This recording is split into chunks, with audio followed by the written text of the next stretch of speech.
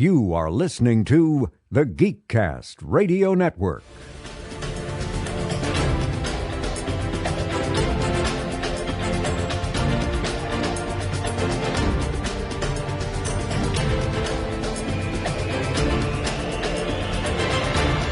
There is nothing wrong with your podcast player. Do not attempt to adjust the volume. Hello and welcome to Studio 2009. I'm, of course, TFG and Mike.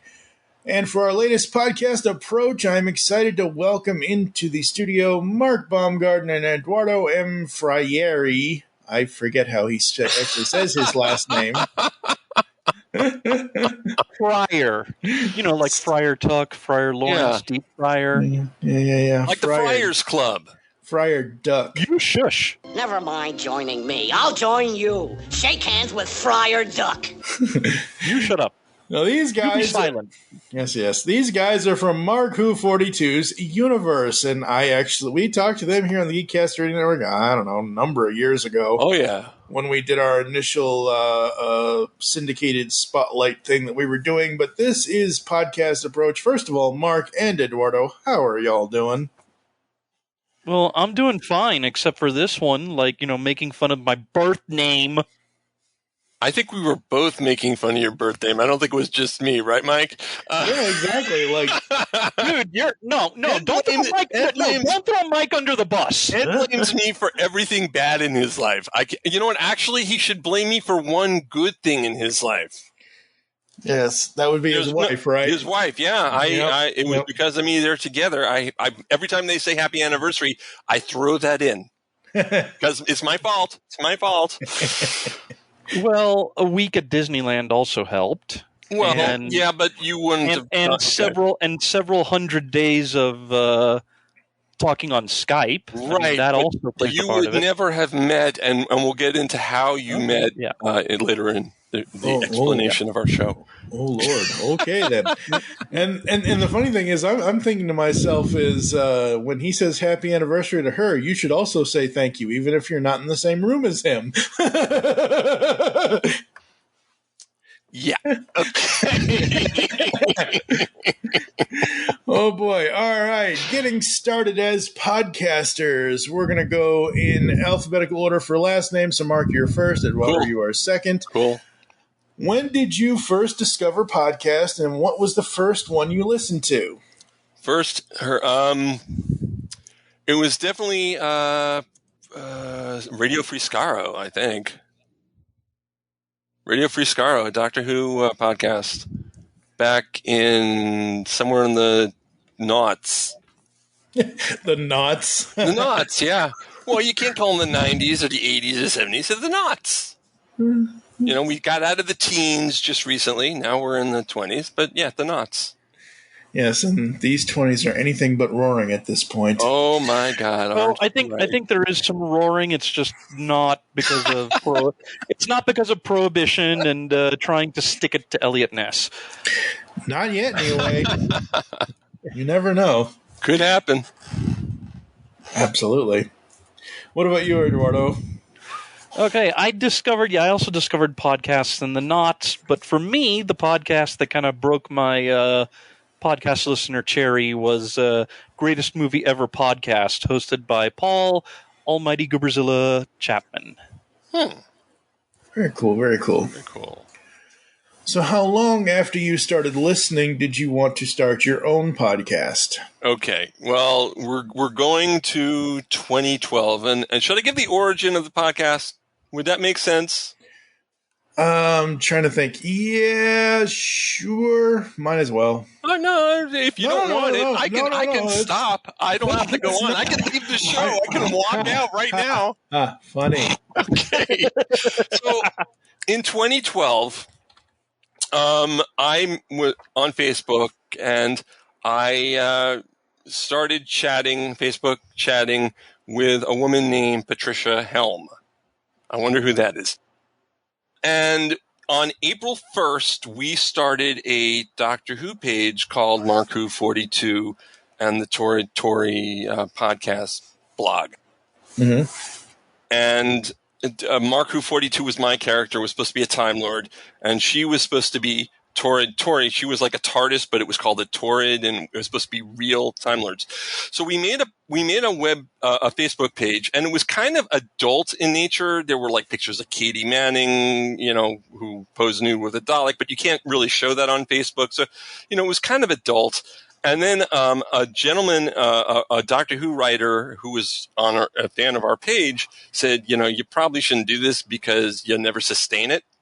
Mm-hmm. And he's right, David McEntee. So we changed it to a regular Facebook page. And then in August, we were like, let's do a podcast.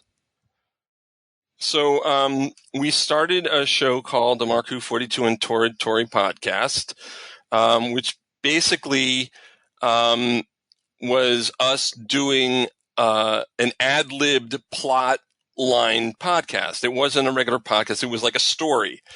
And we were doing that, and our show on episode 2, I had met a gentleman named Eduardo at a convention, a Florida SuperCon, I think, and he could do voices and stuff. He was an actor, and I brought him in to play the Brigadier on episode 2, and we've been stuck with him ever since.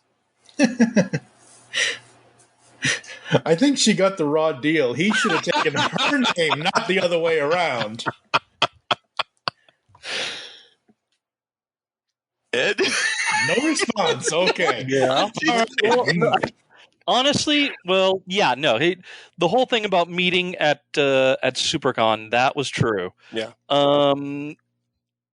And then I think it also goes to say that really, actually, I went to SuperCon.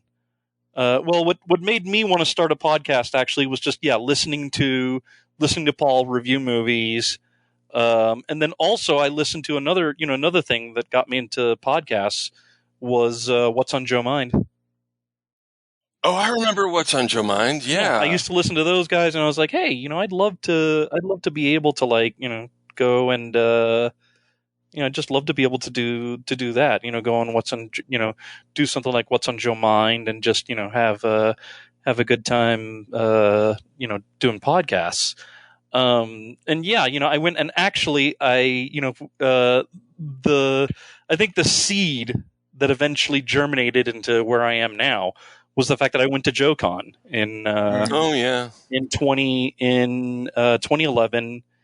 And I went there, and then what happened was I wanted to go to the 2012 one, but it was too expensive, for me to actually, because 2011 it was in Orlando, so it was in state. I forgot where 2012 was, but it was just too expensive to have to fly out, get a room, all that. And so what I ended up doing was I went, I found that SuperCon was going on, and I was like, you know what? The tickets are comparatively cheap. I mean, I don't get an exclusive concept, but that's a small price to pay. So I went to SuperCon, and I saw Mark was selling stuff, and that's right. I had a booth then. Yeah. We just started chatting, and we exchanged Facebook information. And then one day out of the blue, I get a message, and it's like, hey, I'm doing a podcast with this girl Patricia. You want to join in? And I'm like, sure. And the rest, they say, is history.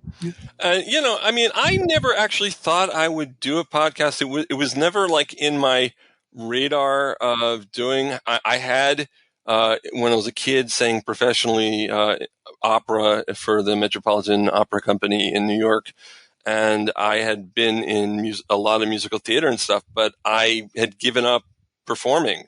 And, seems like that's what I'm doing, performing again. Yep. Yeah, pretty much. Yeah.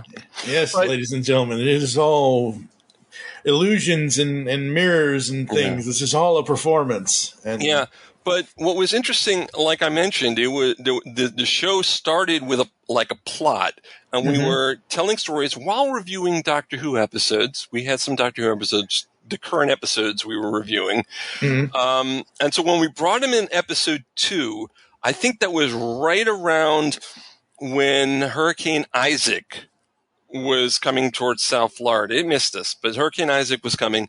So it was a 2-part episode with a cliffhanger. And it was basically at the end of the second episode, which the first episode of the 2-parter, the hurricane hit. And then, so wow. Yeah, and it was and we using my my TARDIS, we were able to get out of there.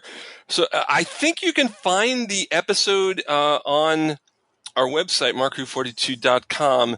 I think it's an episode called "The Origins of Mark Who 42." We put together, because there were 2 half-hour episodes. We put it together as an hour episode when we aired it on Krypton Radio, and then we aired it on Subspace Radio Network, which is what we're on now.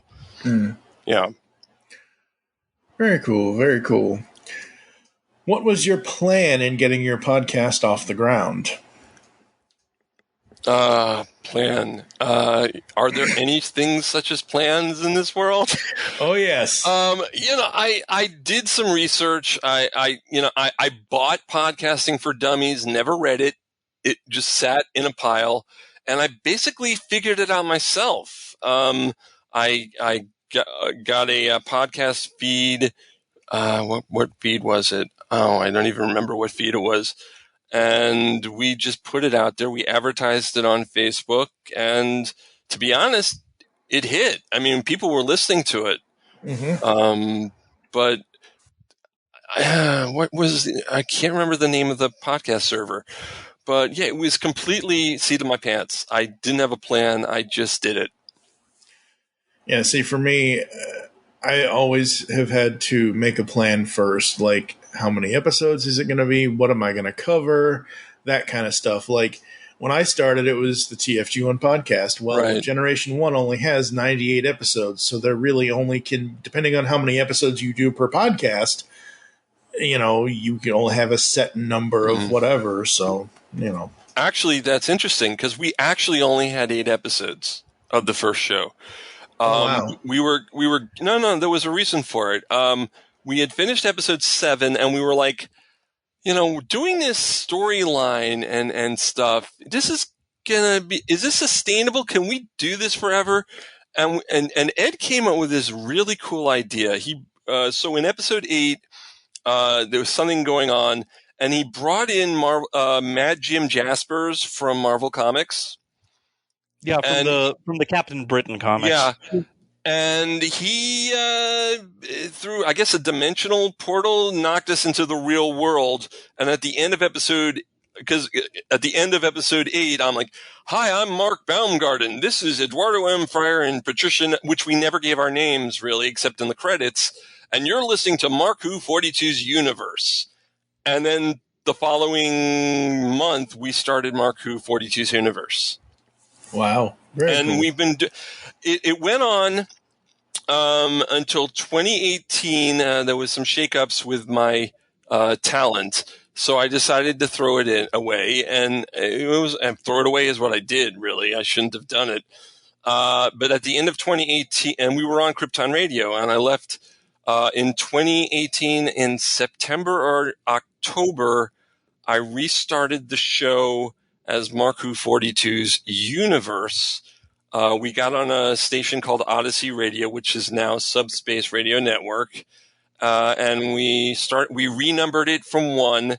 And then when we got to episode 62, I realized, hey, that's 300 episodes since the beginning of the first show. So we renumbered it to 300. Okay, Mr. DiDio. Yes, thank you. Yes, that's what we did. Definitely. Definitely. Oh, boy. Oh, boy. That's exactly, it was exactly, we hit an anniversary. Let's go back to the original numbering. Totally. Yeah, that's legacy numbers. Crazy. And for me, like I said, when I created TFG1, I knew it had a finite, and that was my thing.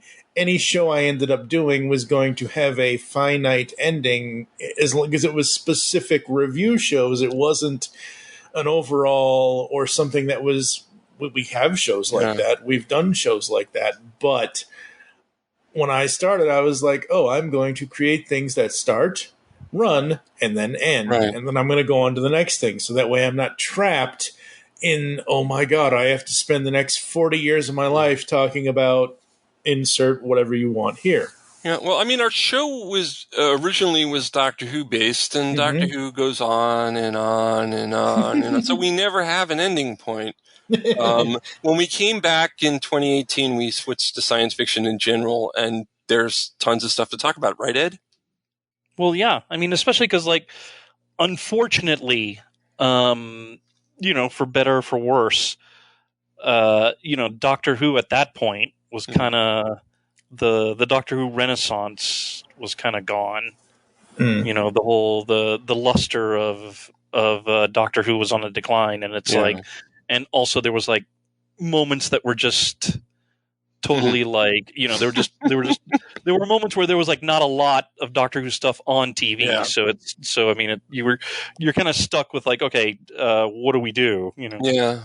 Next year, though, next year, the 60th anniversary, and we're getting RTD back.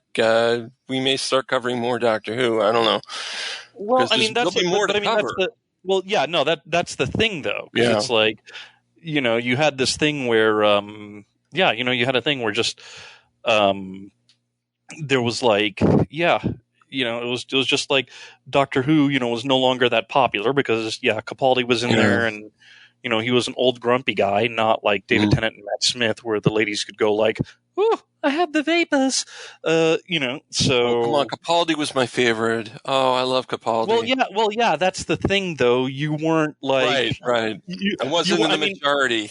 Here's the thing. Yeah, exactly. It's like I hate to break it to you, but you weren't the target demographic. Neither, and I mean, don't feel bad because neither am I. So it's like, it was in decline. So it's like, and also the hiatus between episodes. So it's like, it's either, Mark is like, and like I suggested to Mark also about branching out, because the choices are either you start, you'd have to start either you go really long without having episodes because there's nothing to talk about. Right. Or, if you want to stick to that one topic, you got to start going with some obscure stuff. And that's like a minefield because.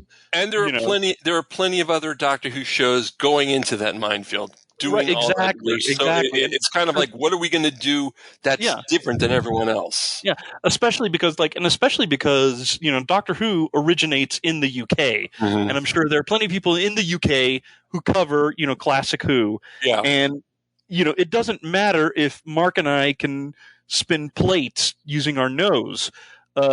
If you're in the UK, are you going to listen to a podcast that originates from the States, or something more homegrown? Right, but Ed, if you look at the ratings from 2014 to 2018, before I stopped, we had international listeners. We had people in England because we had guests. We had, and I bring this up, I really don't want to, but over the years, we've had over 150 celebrity guests on our show, and That's so awesome. We had listeners everywhere, and I even had a Roku app, which we had at least 5,000 subscribers to the Roku app.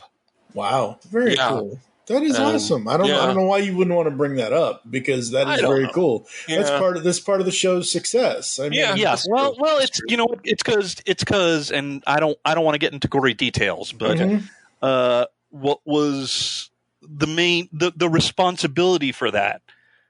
It's tied into one of the reasons that the show ended went on hiatus. One of the reasons that the show went on hiatus, which we won't get get into. Nope. Yep. Thank you, Mike, for understanding that we're not going on there. Oh no, absolutely. Okay. Yeah, no, absolutely. I mean, there was great success, and before that happened, there were good things, but absolutely. All right. Which do you prefer, audio or video podcasting, as a fan and as a producer? Audio. Absolutely. I like watching some of the special event webcasts that podcasts do on online, and I do like watching virtual conventions. So technically, I like watching video panels and things. Yeah. But for a podcast, I listen to it in the car. Exactly. I can't watch in the car. No. Not unless you want to stay alive. I mean, Well, I mean... Okay. Yeah. Well, I'm just saying, like, if you have insert host here and insert host, like, a Good Morning America set on your heads up display and you're not paying attention to the road, then a video podcast essentially killed the podcast star. And it just isn't going to work. Oh, wow. That's good. I like that. I know, right? Mr. Buggles. That's right. Yeah, never. Yeah, I tend to prefer, like, as far as podcasts, I also prefer audio because, you can listen to it in the car. You can. I've had podcasts on while I'm working on stuff, while I'm working on writing. Yep. I've listened to podcasts in the shower. Some people listen to music. I've listened to podcasts. Video, it's good. Mark mentioned it. Video is good when we're talking, like, conventions and things like that. Yeah. So, San Diego Comic-Con comes on and, Warner Brothers does a big presentation, hey, guess what? We're doing another Batman movie! Yay! It's Batman! It's like, it's one thing. Technically, at this point, it would be like, guess what? We're doing another Black Adam movie because we have nothing else to do right now. Hey, I like that movie. Our last episode, we did a good review. We did a good review last week. I haven't even seen the movie. Mark, dude, chill. All I'm saying is that when I was because I think what they would say. Good. Yeah, I think what they would do is, they go to San Diego and they go, hey, kids, coming next summer, Black Adam versus Batman. It's like... depends on who's Batman. Well, that's true. Now announcing the new Batman. But here's Michael Cera. Well, it's a good thing you didn't say Michael and Sarah because he was Mr. Freeze in TAS. Anyway. He was an awesome Mr. Freeze. Not saying he wasn't awesome. I'm just saying he was. So my point is that when I did a couple of convention recaps throughout 2022, and the SDCC panels for Marvel and DC were Grand Canyon miles apart compared to what, and I don't care if Marvel ever does everything that that Feihe announced. If they ever do all of it, fine, great, whatever. But at least there was variety there. Yeah. All his Warner Brothers and DC brought was, here's The Rock in a super suit. Yeah. Well, hopefully James Gunn can do something with it. Absolutely. Here's Superhero Rock, and the Flash movie is coming. Don't ask about Ezra Miller's legal stuff. Just hey, it's the Flash, and it's got Batman. Look, all they have to do is put in the right Flash, and they don't have to worry about the wrong Flash. Yeah. Yeah. No, I think I know what you're talking about, and I don't see them being like, "Hey, kids, look, it's that Flash who's not in trouble with the law." Yeah, they're going to be like, he's a TV Flash, whereas this Flash is come on, he was movie great. Flash. What? I would love them to. I mean, no, I wouldn't love them. I remember them talking. There was like rumors. Oh, they're going to cut him out and put him in. And so, they're really going to do that. They're going to spend the money for that. Although, honestly, if they were smart, going I made myself laugh. Yeah, I know. If they were smart, what they would do is they would have that scene from Crisis on Infinite Earths where the two Flashes met, just from movie Flash perspective. Yeah. But of course, like I said, I just made myself laugh because I said, if they were smart. Yeah, that's good. That's good. Yes, I make jokes. I laugh. Hide the pain. Okay. Yeah, well, look, DC is a multiverse. And I don't care what anyone says about movie Flash versus TV Flash, because honestly, there is no other Flash currently other than Grant, because I did not care for Ezra's a bad actor. I didn't like him in Justice League. I'm sorry. No, he's horrible. Did you just, dude, you didn't use the right gender identifier. Oh yeah, I do. Yeah, you're right. You're right. Uses You're right. They. Yeah. You're right. They, them. They, them. Excuse me. Yeah, no, yeah, Ezra, yeah, no, I, well, I just think, well, for me, I mean, okay, whatever their current problems are, and whatever the origin of said problems, my beef with the Ezra Miller Flash is that the way that the character is written, it's sort of taking Peter Parker from from the MCU, and then making the Flash this, doe-eyed, fanboyish, comic relief, and it's like, and that is where I really have a problem. But Holland is a better actor. That's the thing. I agree. Like I don't like Holland as Peter Parker. He's fine as Spider-Man, but I mean, compare the two, it's apples to oranges, because the apples are gonna, take the oranges out. Anyway, what kind of setup did you have when you first started podcasting, and what do you currently use? Well, first of all, we were recording on Skype. Oh my God. Oh my God.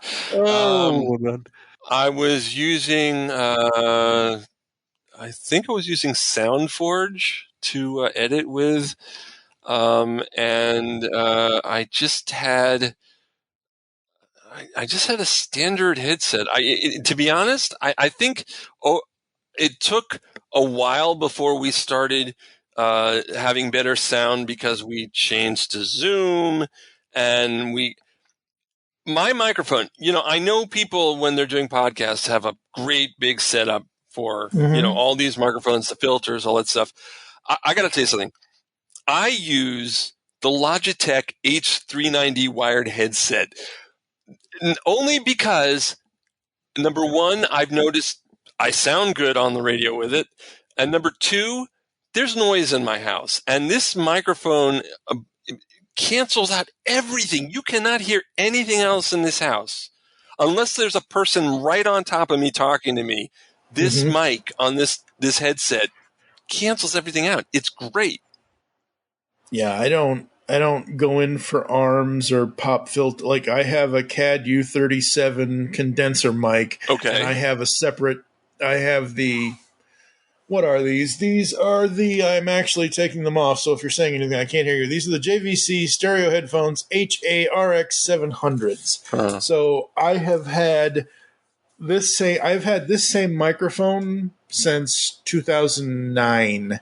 Nice. Since I started, essentially. I started initially on a crappy Walmart headset, and then I upgraded. Probably what I did. Yep. Yeah, you know what? I just, like the last few headsets, Trish has gotten them off Amazon, and it's like I know the one I'm using right now is Logitech.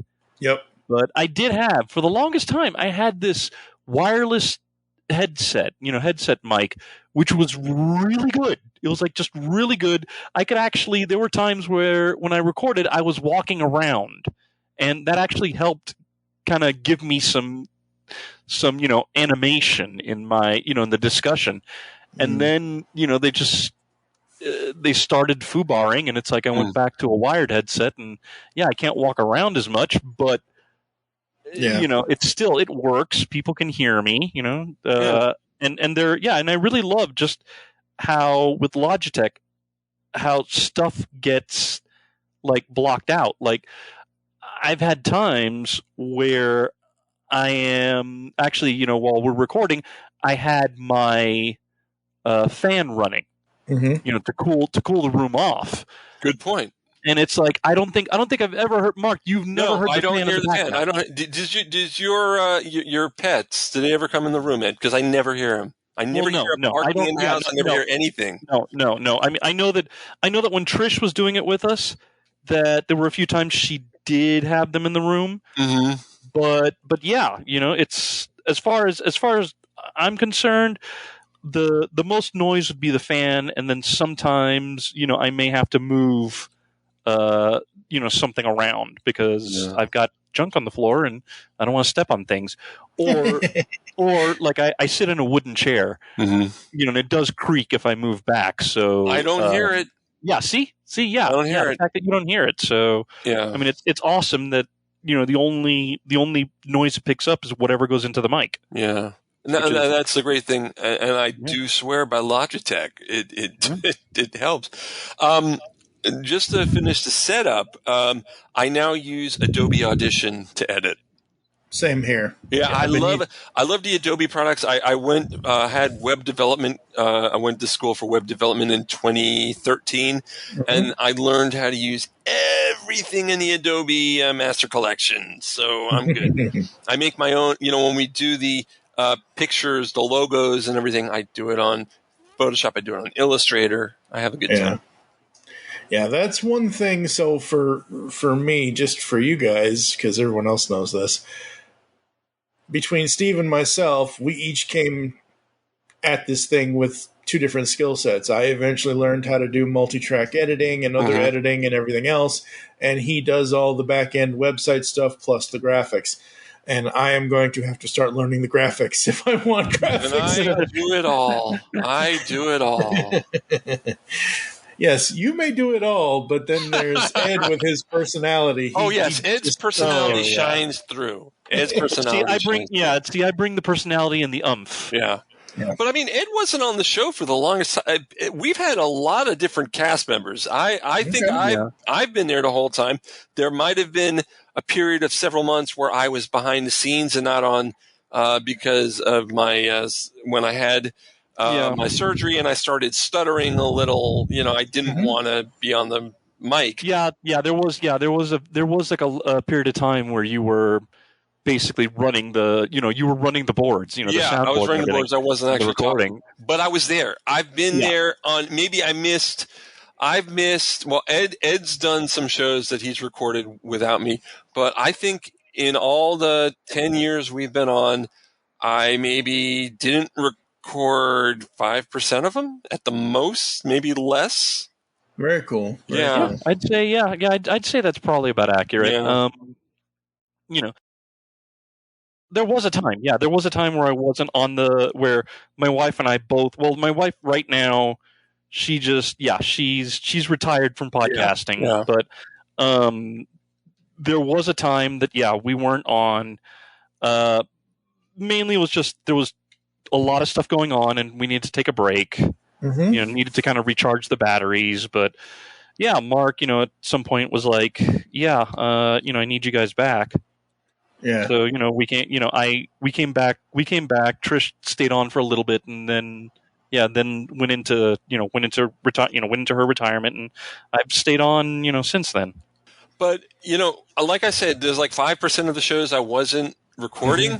I've edited every single one. I've posted every single. I am the guy who does that. It wouldn't be up there without me. I'm the only one with the passwords to the podcast feed and to the website, and that's me.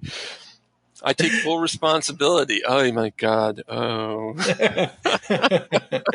that's how I was at first. Where it was like, look, I just want to be able to. Record the stuff, send it to Steve. He would edit it, and then life things happened with him and everything else. So I was like, okay, as long as you teach me some way, somehow to do this, I will get it done. And now I have. I mean, we use Spreaker, so I have my own account with them based on. We use Spreaker, yeah. So I have access to all of our feeds kind of thing, but thankfully I don't need to remember like 20 million. That's the one problem creating a podcast network with multiple shows where most of the time I'm the main voice. Right. It's like you have 50 shows. Oh God, somebody asked me in a podcast recently, so how many shows are you actively doing right now? And I'm like, at least 10, I think. I don't remember. Mike, we were talking, I mentioned editing. I know that when you do your shows and you edit your shows, you really go to town with it, right? Yeah, because I have nothing but. So everyone probably knows this by now. It's it's almost Christmas time, folks. But last year I sadly lost. How was your Thanksgiving, by the way? It was a dry turkey. Okay. I substituted popcorn and jelly beans and all kinds of good stuff. The good stuff. The stuff that Lucy, or not Lucy, I'm sorry, Lucy, I'm sorry. The stuff that Peppermint bitch, Peppermint, just whatever. Anyway, so yes, sir. what the hell was I? Oh yeah, So without my wife being here, since she passed away, I have nothing but time. So it's like I need to fill my time. So I told you off air that I usually spend anywhere from 11 to 12 hours a day editing podcasts. And sometimes that's one podcast and sometimes that's 3. It just depends on what I do.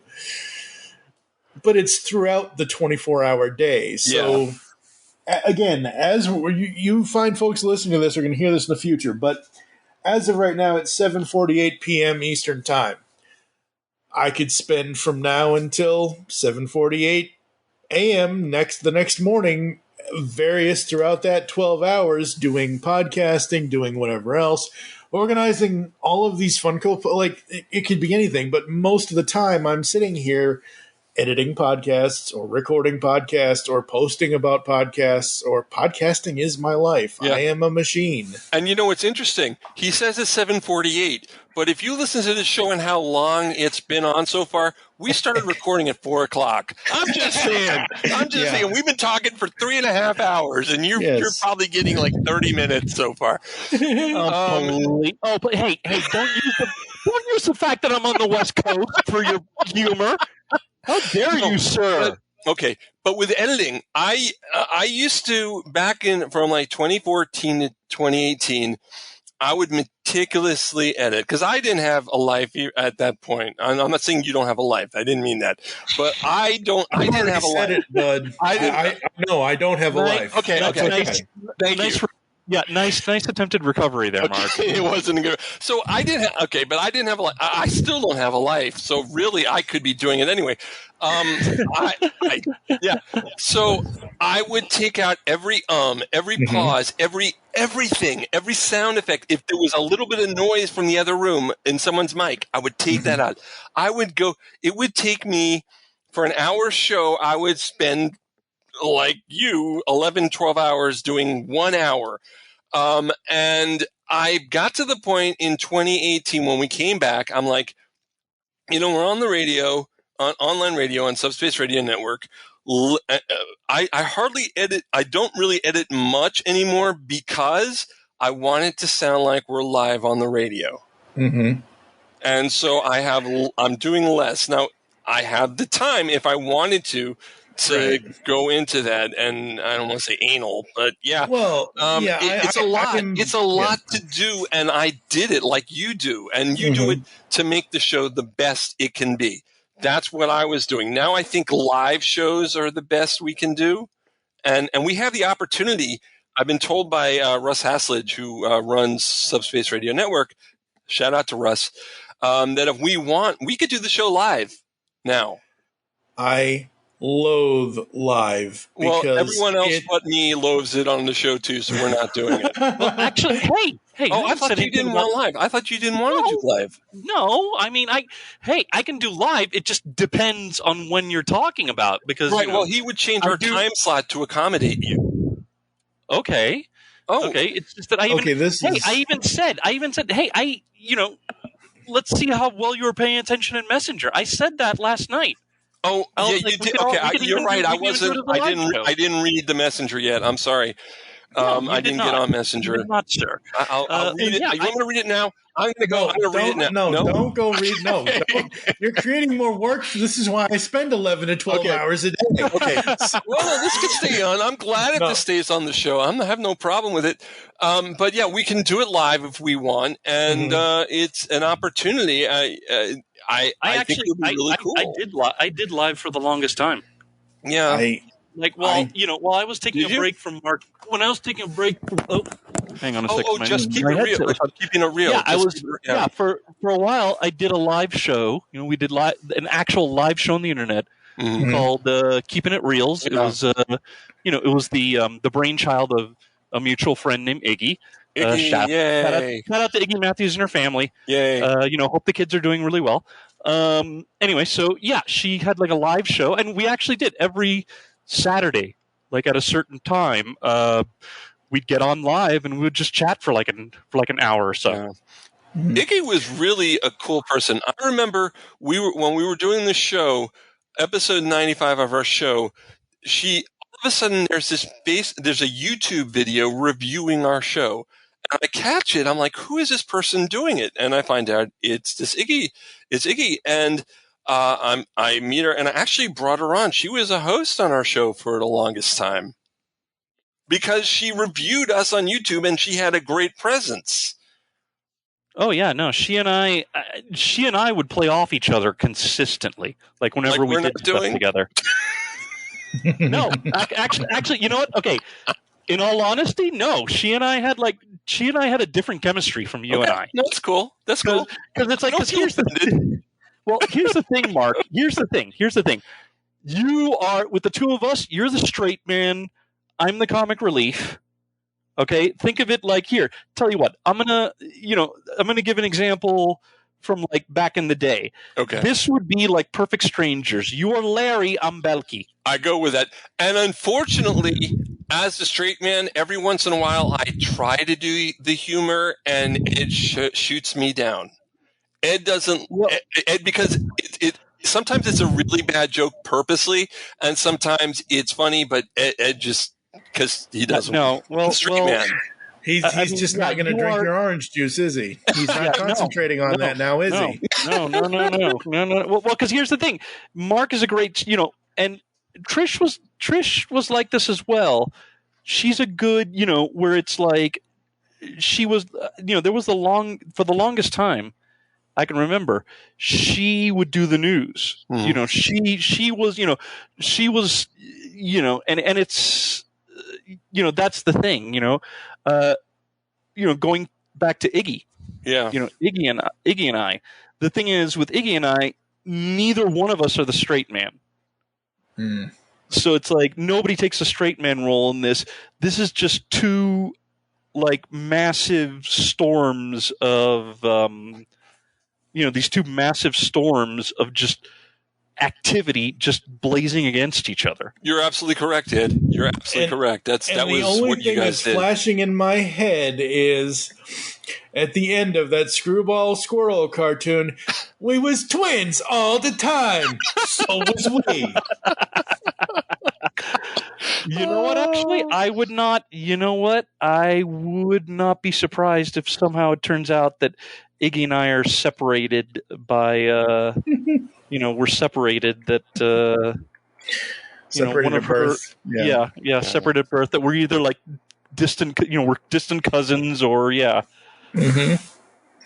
I would not be surprised at this point. Ed, we did shout-outs to Russ. We did shout-outs to Iggy. You think we should give shout-outs to our co-hosts, our current co-hosts? Yeah, I would. So we have Zion Kiros, who I met at a Florida SuperCon as well.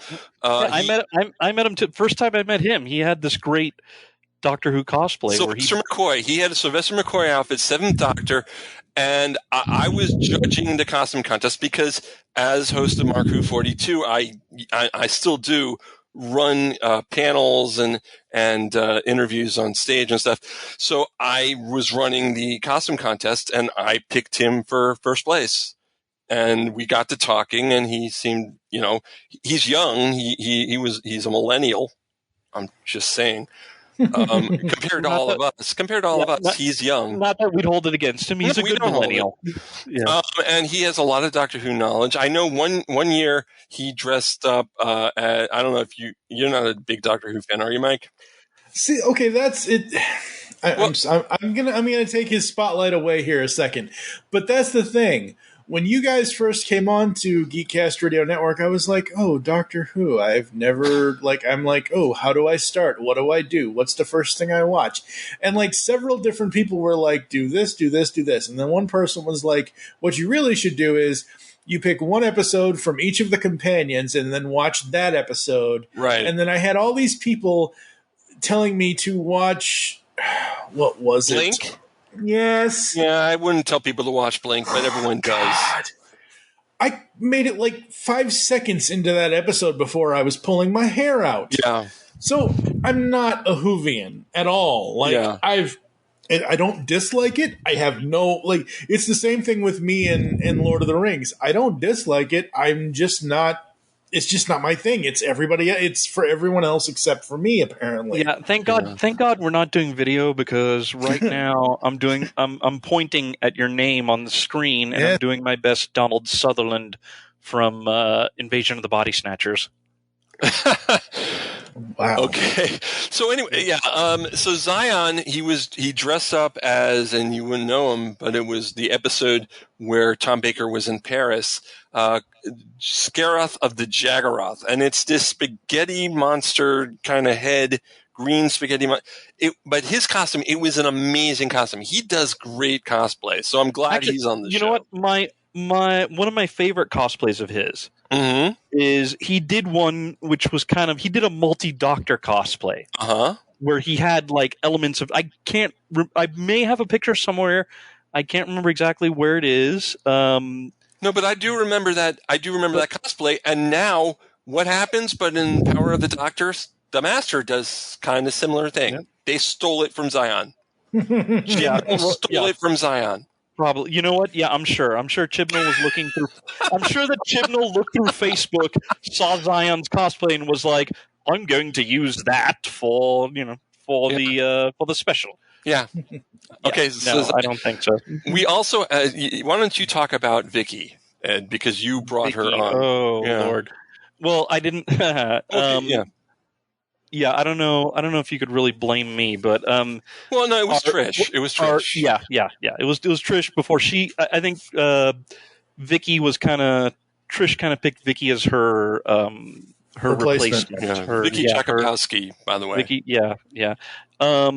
Vicky Jakubowski. We first met her because Trish and I have done duty on like multiple podcasts. One of the ones we do, which was like a live one, was called the Disneyverse podcast. Mm-hmm. And what that was a that one was all about like Disney stuff. We'd get together with with a few other people, and we would just talk Disney news and things like that. Right now that is on hiatus. The host has been taking care of an ill family member. Mm-hmm. And so it's been on hiatus, but then, we just Trish and I thought, hey, let's bring Vicky on. Let's bring Vicky on and, let's bring her on. Let's make her part of it. So she's really good. She's really good. And she also, it's like, she's also not very much of a straight man. Not at all.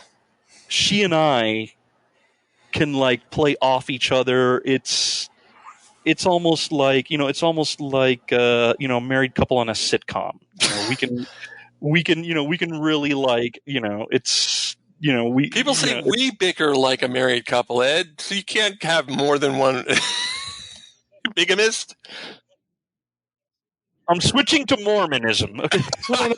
What I'm seeing and hearing here is polygamy and podcasting. Oh, great! That's one thing we don't need. Hey, you know what? What was that show on HBO? The polygamy show, Big Love. There you go. Big Love, yeah. The Big Love of podcasting. Yeah, Marku 42. And all as I can see is a bunch of Daffies and Donalds fighting over piano time. You know what? I would say that was probably Iggy and I. We're Daffy and Donald and Who Framed Roger Rabbit. Does anybody understand what this duck is saying? Actually, that would be Iggy. Iggy would be Daffy. I'd be Donald. Yeah, and I use, and Vicky, I remember when we were doing the show, I used to have Ed come up with witty titles for the episodes, and then when Ed was gone, I had some other people do it. And then for a while, I was doing it, but when Vicky came on, I let her come up with the title and the description. She, I give that to her, and she does a great job. We have some really good titles. Yeah, I retired. I did that for a while, and I retired. I'm just like, you know what? I'm not. Yeah, because it's just it's one of those things where when you do a podcast, but you also have like, let's say, quote unquote real world stuff. Sometimes it just gets hard to like do both. See, Mike, he's making fun of us. He's saying he has a life. No, I I'm know, not. right? No, actually, no.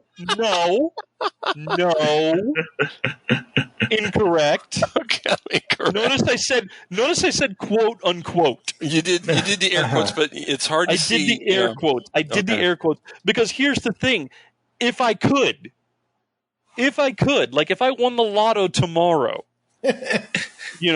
I would do stuff like this for life. I would write. I would do podcasts. One of the things, because I did some performing for a while. I did some movie and TV stuff. I worked as an extra. This is one of the things I love about doing the podcast is it helps me keep my skills up. Mm-hmm. I can still, absolutely. I can use this. I can use this to like keep up my skill level, and it's one of these things. What really gets me is just that. I no disrespect to members of my family, but I have had members of the family that, I say, oh, I'm doing this, I'm working on this. And then they do the cliche of, yes, but what's your real job? And I'm just like, and then and then like they don't see my hands because my fingers are twitching because I'm just like, it's like, so, and what I do is just with this sort of reserved annoyance. I'm like, well, my day job, my 9 to 5 job, as kind of saying, okay, yeah, I do something because I like it when bills are paid, but it's like, yeah, my passion, your passion, quote unquote, it's so believe me, I mean, it's you're. Believe me, I am more simpatico than you realize. Okay. Next time your family asks you about your passion, you just tell them it's low-hanging fruit and you don't want to listen. No. And the funny thing is what you're saying is it happens all the time. What's so funny to me is I mentioned this to a friend of mine who was over here helping me the other day, a new local friend because I had just moved to this part of Indiana, and she was over here helping me put pictures in frames and stuff so I can eventually hang stuff up on these blank cream-colored white walls. I don't even know what color this is. Anyway, so... Is it taupe? Hey, taupe. I'll take taupe any day over beige. I'm sorry, I can't... ever since Ocean's 11, that joke has been stuck in my head. Yes, well, every couch is beige. Just remember that, Paul and Jamie. Oh. That's a 30-year-old hit right there. Yeah. Wow.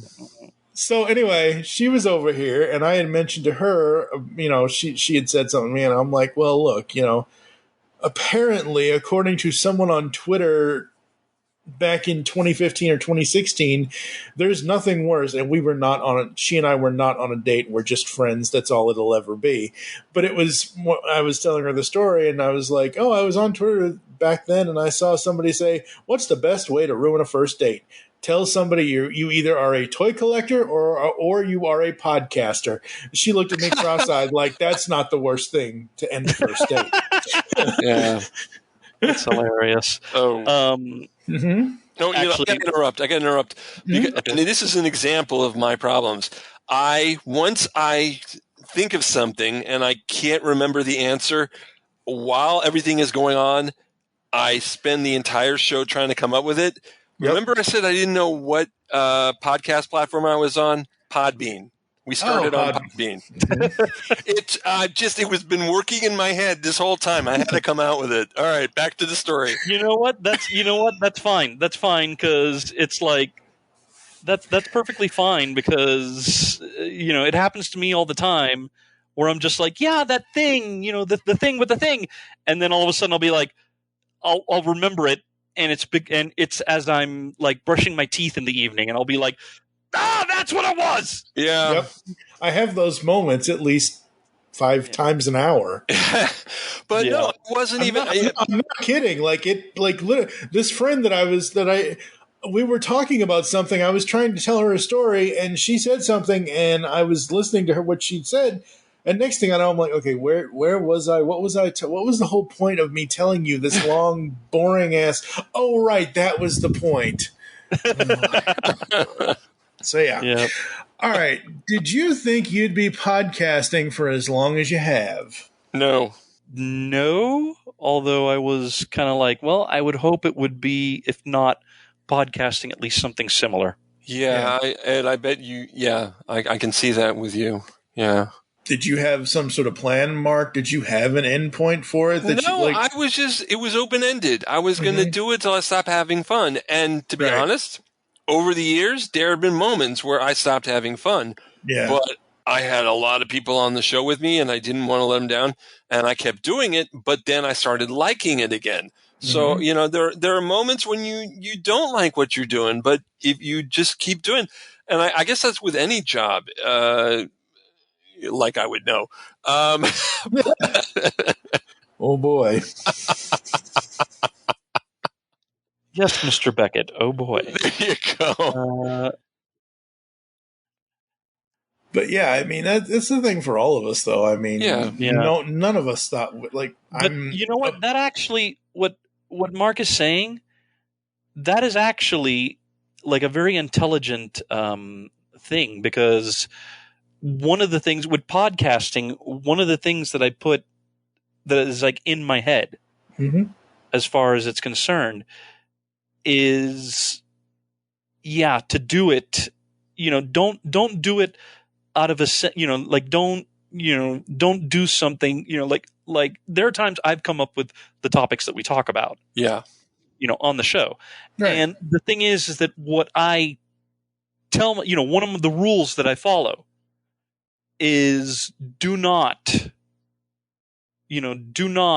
be do not be that guy who essentially is like, oh, okay, do it out of a sense of obligation, do it because of this or that, don't like, and all, because it's like, if it stops being, that I think is one of the reasons why I walked away for a while, because I needed to get my batteries back. I needed to get the joy back, and then, because what I did not want is to wake up one day and then just be like, oh yeah, I'm doing this just cause, and it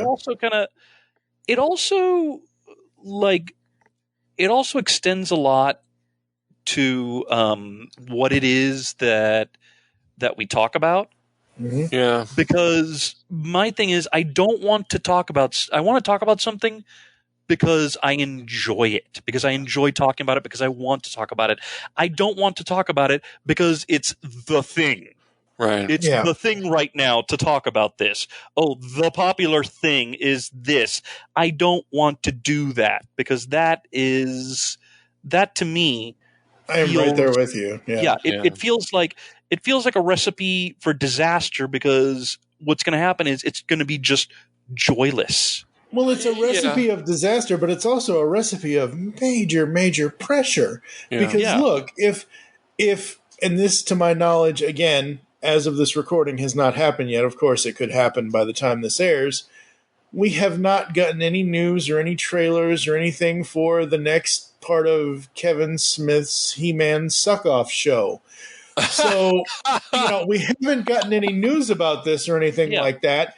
But, when we did, it was like, oh, everybody was rushing to get their reviews out. Everybody was like, oh, like anyone, and we got early access ourselves, and we were in the same kind of rush where it's like, we're absolutely privileged, and, we're thankful that Netflix gave us the early access and all that stuff. But that early access comes with, okay, you can do your content and you can say this, this, or this, but you can't say this, this, or this until this date, etc. Right. I hate those traps because I want to just come on, sit down, have the recording. It's a quote that Neil Ross used in his book. The enjoyment is in the performance, not the playback. For me, me, the record, like what we're doing currently right now, this is my favorite part. Everything else, I put so much pressure on myself to make sure that everything is sounding the best it can sound, and I do all this other stuff and everything else. But that's the pressure I put on myself. That's not pressure I'm feeling for. Like, nobody's coming up to me saying, hey, where's the next episode of insert whatever show it is here? Would I like that? Sure, maybe. And if somebody asks me, I'll say, hey, this is going on, or this happened, or that happened, or whatever. But for me, it's all about my own stigma of being a 14-year podcast veteran, and of me wanting to be able to contribute to the community the way that I do. It's I hear that, especially because, like, to me, well, like, for example, trying to think, for example, I don't think we ever covered any of the Michael Bay Transformers stuff. I mean, I think we talked about, we did little bits of the franchise here and there where relevant. But, like, for example, I am not a fan of the Michael Bay movies. I did like Bumblebee when I finally saw it. But, like, I'm not in a and then the other thing, it's like, for example, there was the last season of Clone Wars. I did not watch it. Not because I don't like Clone Wars. It's just I didn't watch it. I didn't watch it. And what I don't want to happen is that I watch something not because I want to and I want to talk about it, right? But because, oh, holy crap, I have to watch this because, let me watch this so that way, we can have a timely review show. Ed, remember when I didn't want to watch Justice League and you guys said, no, we're reviewing it? I'm like, all right, I'll sit down and I'll watch it. Okay, but I liked it a lot, but, the Zack Snyder, but but see, that's the thing. It shouldn't have to be. I mean, I agree. I should have sat that show out. Yeah, exactly. See, like, that's the other thing. I like the idea that, one of the things about having a big cast is that you don't have to have everybody on every episode.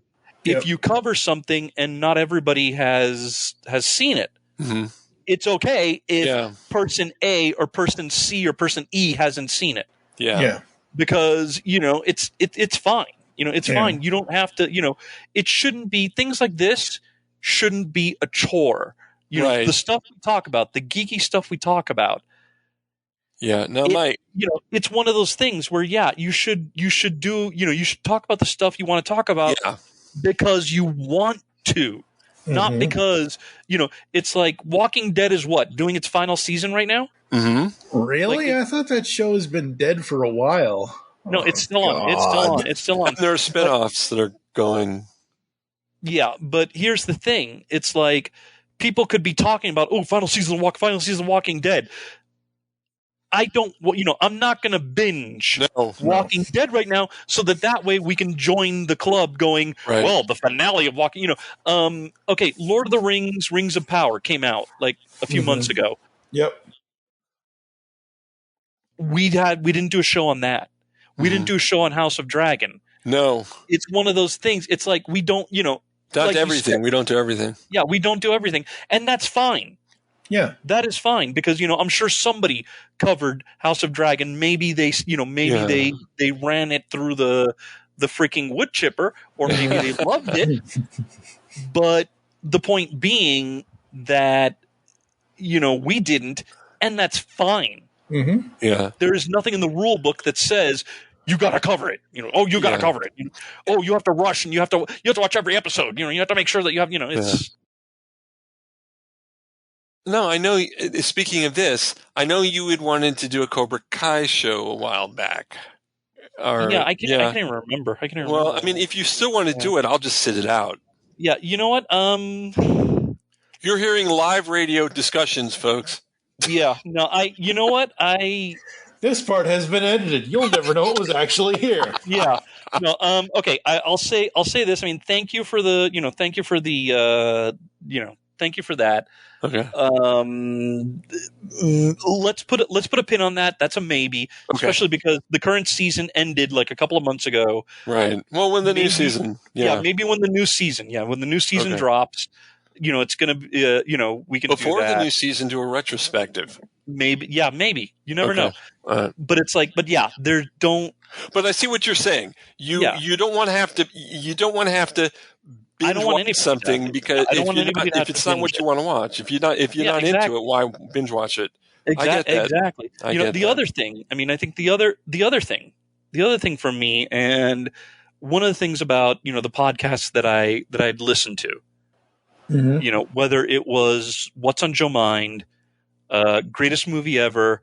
Also, one of the things that my wife and I listened to, like on trips, on long trips, we listened to Kevin Smith's Hollywood Babylon. Uh-huh. And one of the things about Hollywood Babylon, and any of these that I listen to, and something that I do as being on a podcast, I am not, I don't think we need to be inside the actor's studio. We don't need to be National Geographic. Right. It In doesn't. what way?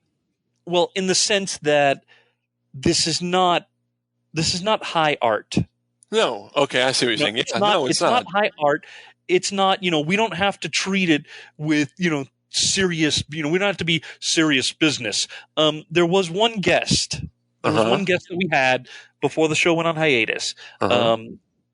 In the interest of politeness, I will not say their name. No, I will not give their name. I will not give their name.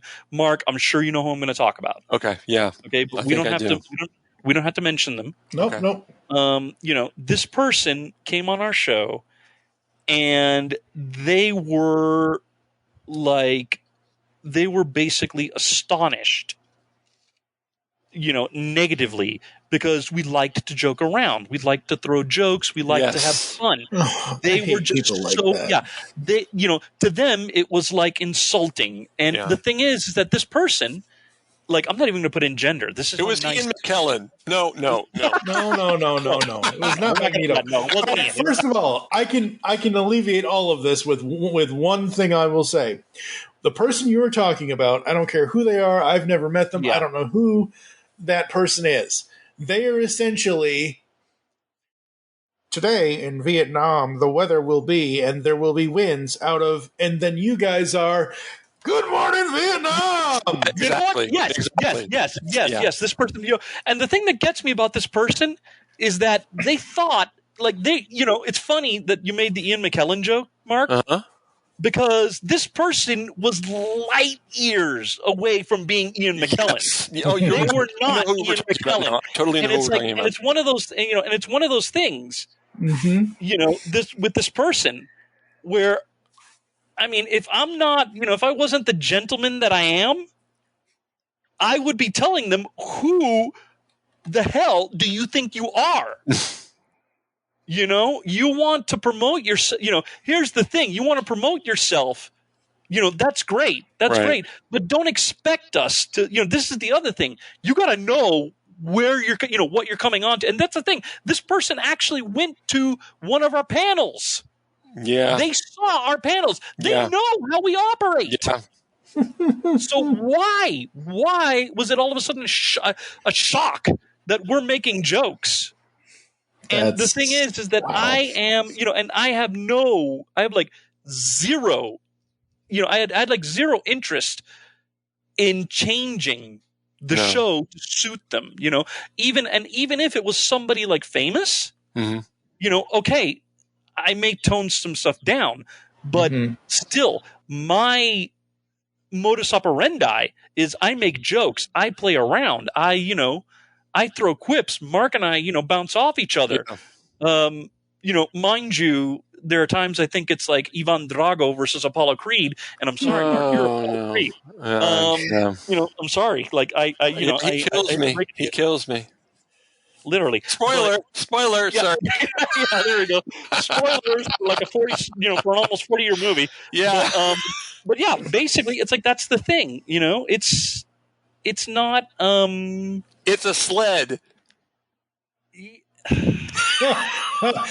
just turned me off, dude. And all I can think of is that Rosebud episode of Columbo. Oh, I thought you were going to say the Rosebud episode of Tiny Toons. Darn, man, you got me all excited. There's that too, because Columbo does appear in that. But yeah. Oh no, wait, was that Animaniacs? I don't remember. I think it was Animaniacs. Yeah. No, anyway. Tiny Toons did I know Tiny Toons did a Citizen Kane parody, and the whole Rosebud thing was a part of it.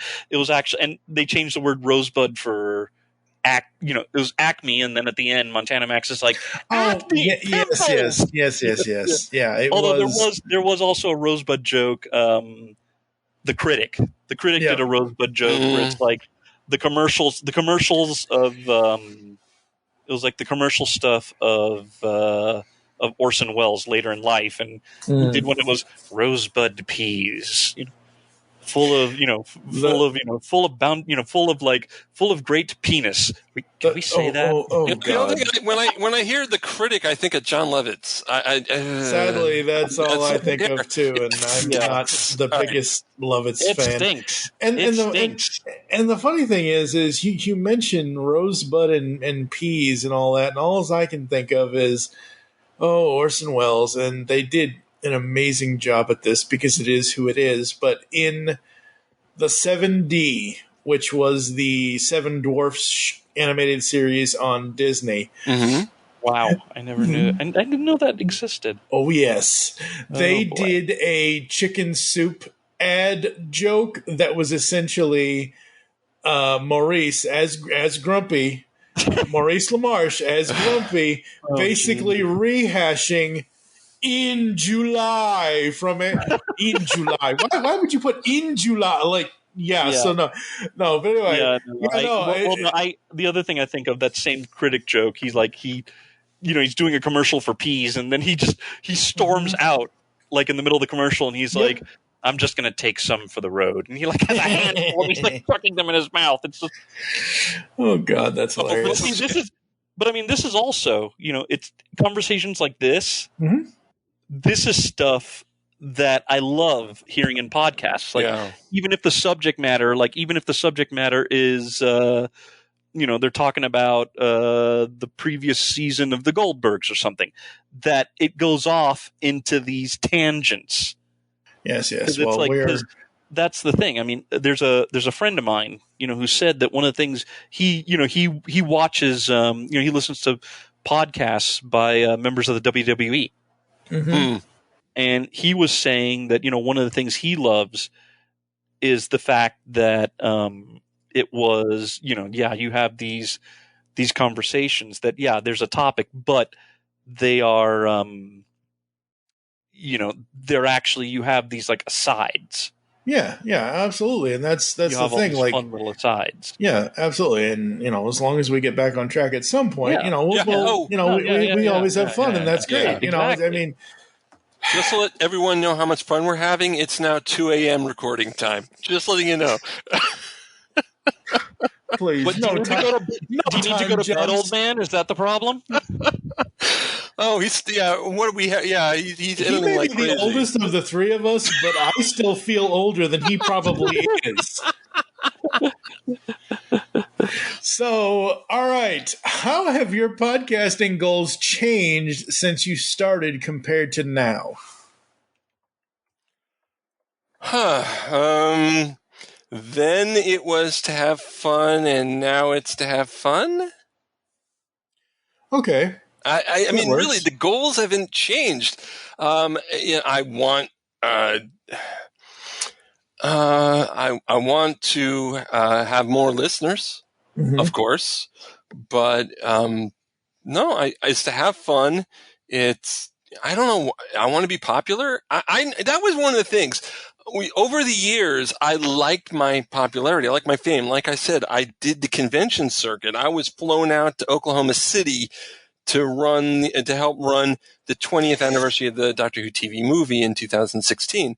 I've been flown to Dallas. I was a probably an E-list celebrity. And I guess it was E-list. Would that be right, Ed? E-list? Maybe D. E-list. Yeah. No. Actually, yeah. I think E-list could work. Yeah, and I enjoyed that. And now that's not as important anymore. So maybe that has changed. I'm not looking for complete notoriety anymore. Yeah, that's my change. I think it's because I've gotten older. And it's less important. Yeah. I started this when I started doing my own show when I was 28. I will be 43 February of 2023. My main, as long as somebody listens, and I have several listeners that have been with me since the beginning, and I love them all. Yeah. That's the main. Have we had some famous and infamous things happen? Yes, sure, absolutely. But I have to ask you this question, Mark. Okay. And I know this is going to be in very, very poor taste. Okay. That Doctor Who thing you mentioned, that was the 20th anniversary? 2016 was the 20th anniversary of the 1996 TV movie. Okay, but it was a 20th anniversary. Okay. The show had ended in 1989, and then they tried to bring it back as a co-American, co-British production in 1996 with Paul McGann. And it didn't take. I think in England it was a big hit in the TV movie. In America, they aired it against the episode of Dan having a heart attack on Roseanne. No, it was actually the series finale. The series finale. Okay. So it was a major episode of Roseanne, so it didn't hit big. And it's interesting because I've interviewed the doctor from that, Paul McGann. I got to interview Eric Roberts because he was the master in that, and the other actors. And one of the actors in there was a youngster back then, Jeremy Raddick. I'm giving a shout out to him. He played a character named Gareth in that TV movie. He was the one who the doctor offered a jelly baby to distract him to get to do so he could slip past him. And we've had Jeremy on the show maybe 6 or 7 times at least. He reviews Doctor Who episodes with us. He is such a big Doctor Who fan. And I met him before. I mean, we probably interviewed him back in 2014, but 2016 I got to see him in person, and that was kind of cool. Very cool, very cool. So my point before I do my really, really horrible joke. Alrighty then. Wow. Okay, folks. We're going to go to a quick ad break. Hello. Gotham Corner Store? Yes, we seem to be down to our last Diet Coke. A gentleman is on his way to pick some up. Just look for a black car. No, this black car will be rather difficult to miss. And by the way, the gentleman is usually in quite a rush. Just for the taste of it, Diet Coke.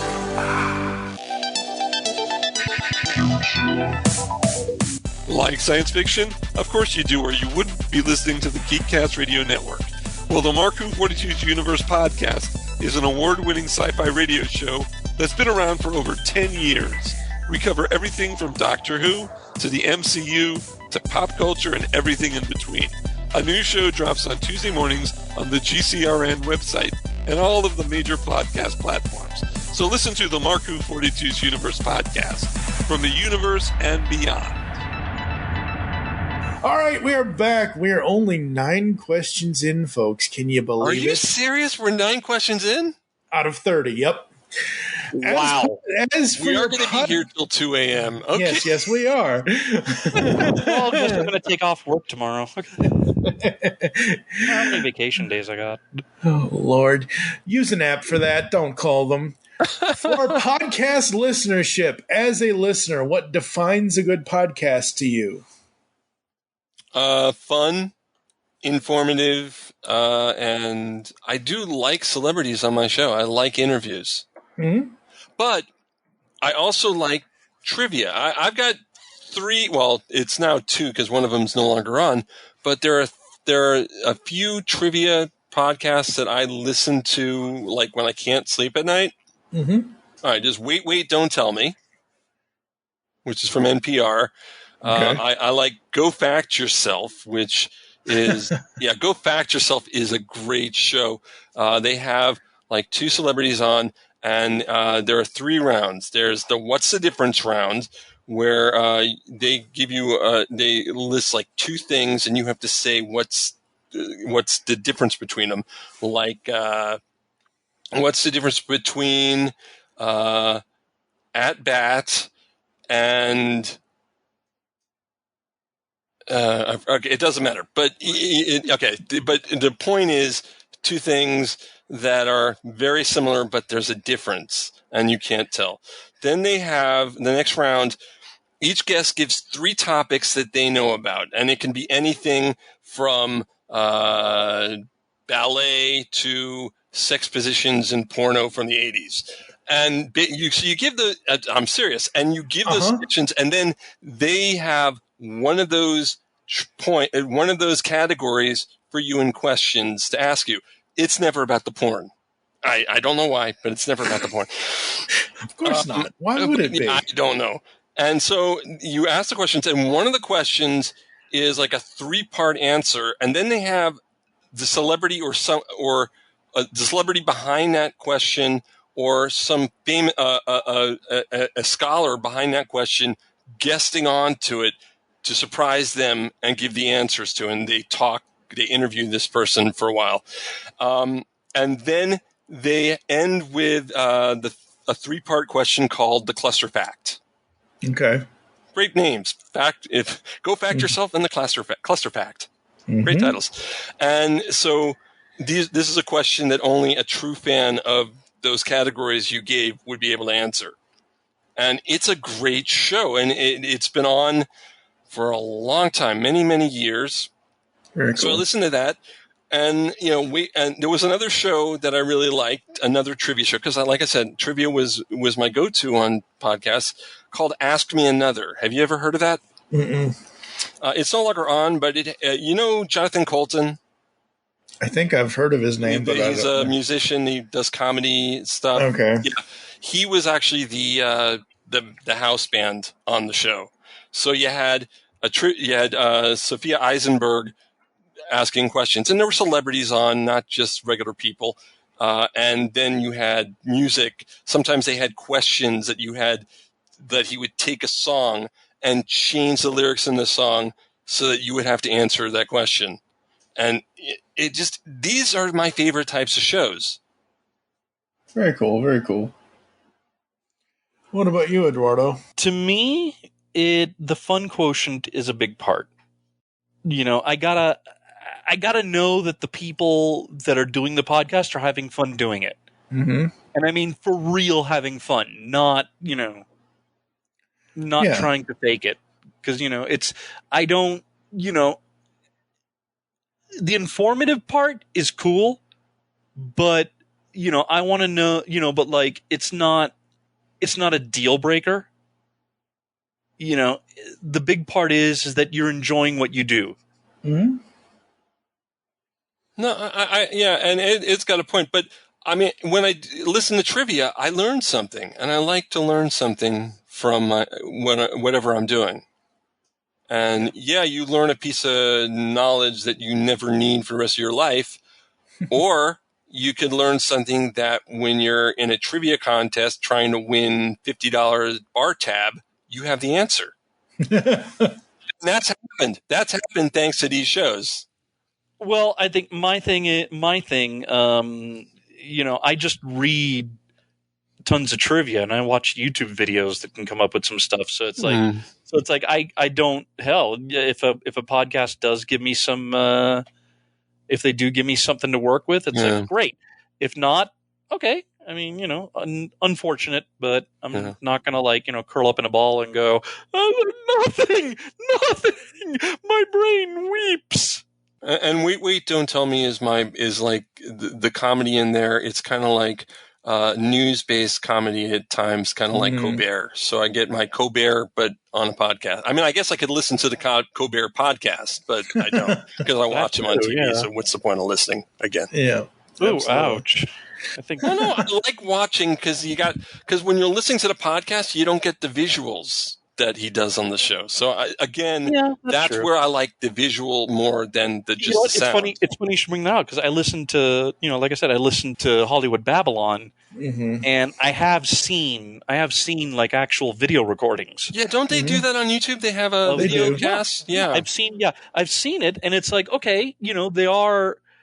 there are certain jokes that are actually land, better because you can actually see Kevin Smith like having himself a, grand old time. But, it's, and then also just their like you hear them react to something an audience member says, but it's kind of cool seeing them on stage and hearing, and then not just hearing the reaction, but seeing. Yeah. Right. Yeah. As a listener, what does a podcast have to draw you in? So you find a first episode of whatever show it is in the first, let's say, 5 minutes. What does it have to keep you listening? A topic that I enjoy and I bitter have laughed in that first 5 minutes. Okay. Yeah, very similar to me. It has to be a topic that I'm interested in, and I have to know that the person, the people doing it, that they're enjoying themselves. Yeah. Because I did hear a podcast once. I forget what the subject was, but it was something near and dear to my heart, and they were just lifeless. Wow. And it's like, and that's the thing. And then they also were like, and then I think that's the thing. They didn't want to make a joke, and they actually even made a point of being like, well, we don't joke on here. Wow. And they just went and they even trashed other podcasts that do, because they were just like, they were just like, oh, other podcasts shouldn't do that because it's they were trying to be all. I don't even know what our previous guest would have loved that show. Oh yeah, they would have probably gone on and they would have been like, oh, thank God for you, Exactly. But yeah, that's never good. And I think there was another one that I tried to listen to where they were talking about another, something I enjoy, and you could tell by the way that they were doing it that they were doing it just because it's the thing. Oh, God. It was the thing at the time, and that they're not speaking as fans. And I was just like, if you were not a fan, why are you doing it? Yeah, exactly. As a listener, do you prefer short 30 minutes to an hour and 30-minute shows, or do you prefer longer shows, as in like 2 hours or more for each episode? Longer shows. I enjoy longer shows. Even if I am driving for a short distance, then I can listen to it on the way home. Then I can listen to it the next day. I enjoy it. Our show, I mean, for the longest time was really long. But then when we got on the Subspace Radio, and even on Krypton, we technically only had an hour because you had to fit it in there. And so we were doing that, and I realized we are cutting our discussions off way too short. So when we got to episode, I guess it was 300 and something, maybe it was 315 or 320. 315.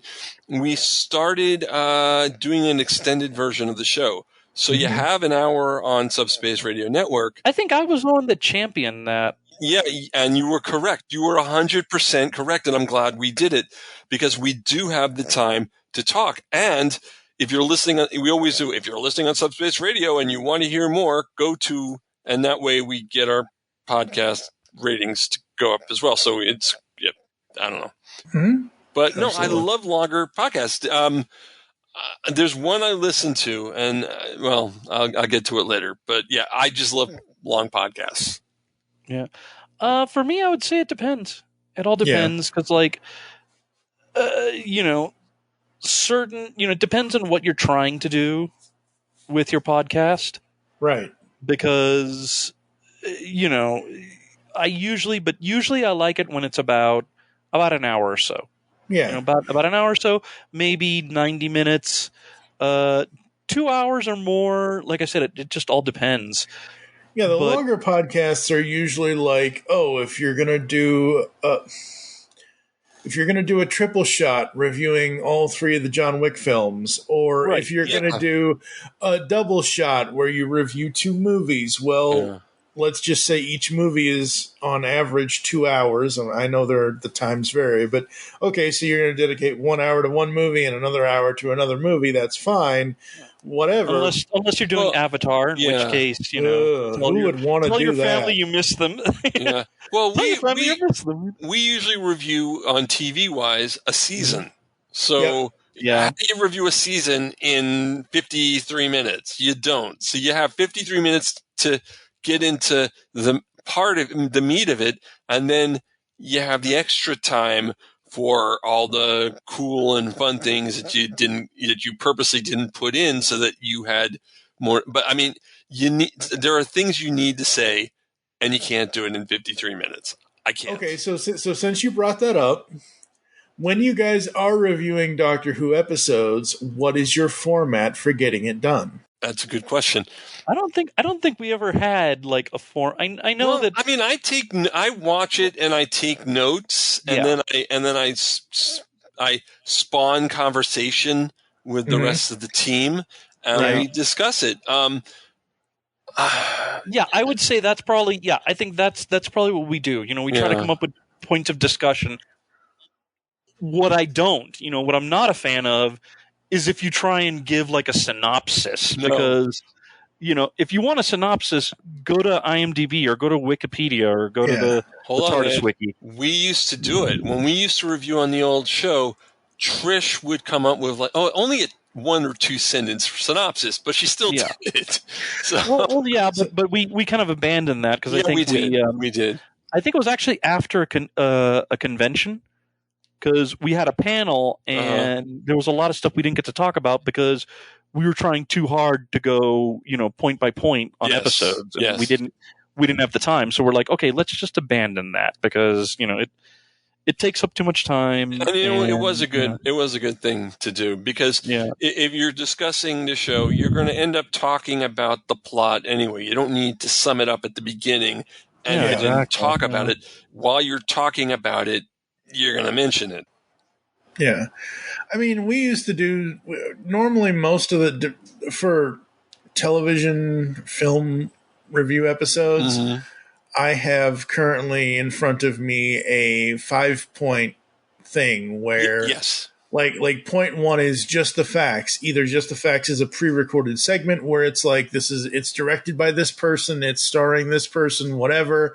We would then go into our history with whatever it is. We would then do like a breakdown of it. So we would talk about the plot, we would talk about the characters, we would talk about this, that, and the other thing. This is how the thing held up, etc., etc. So we have a couple of things there. And then the last thing is basically just our final words and then the closing of the show.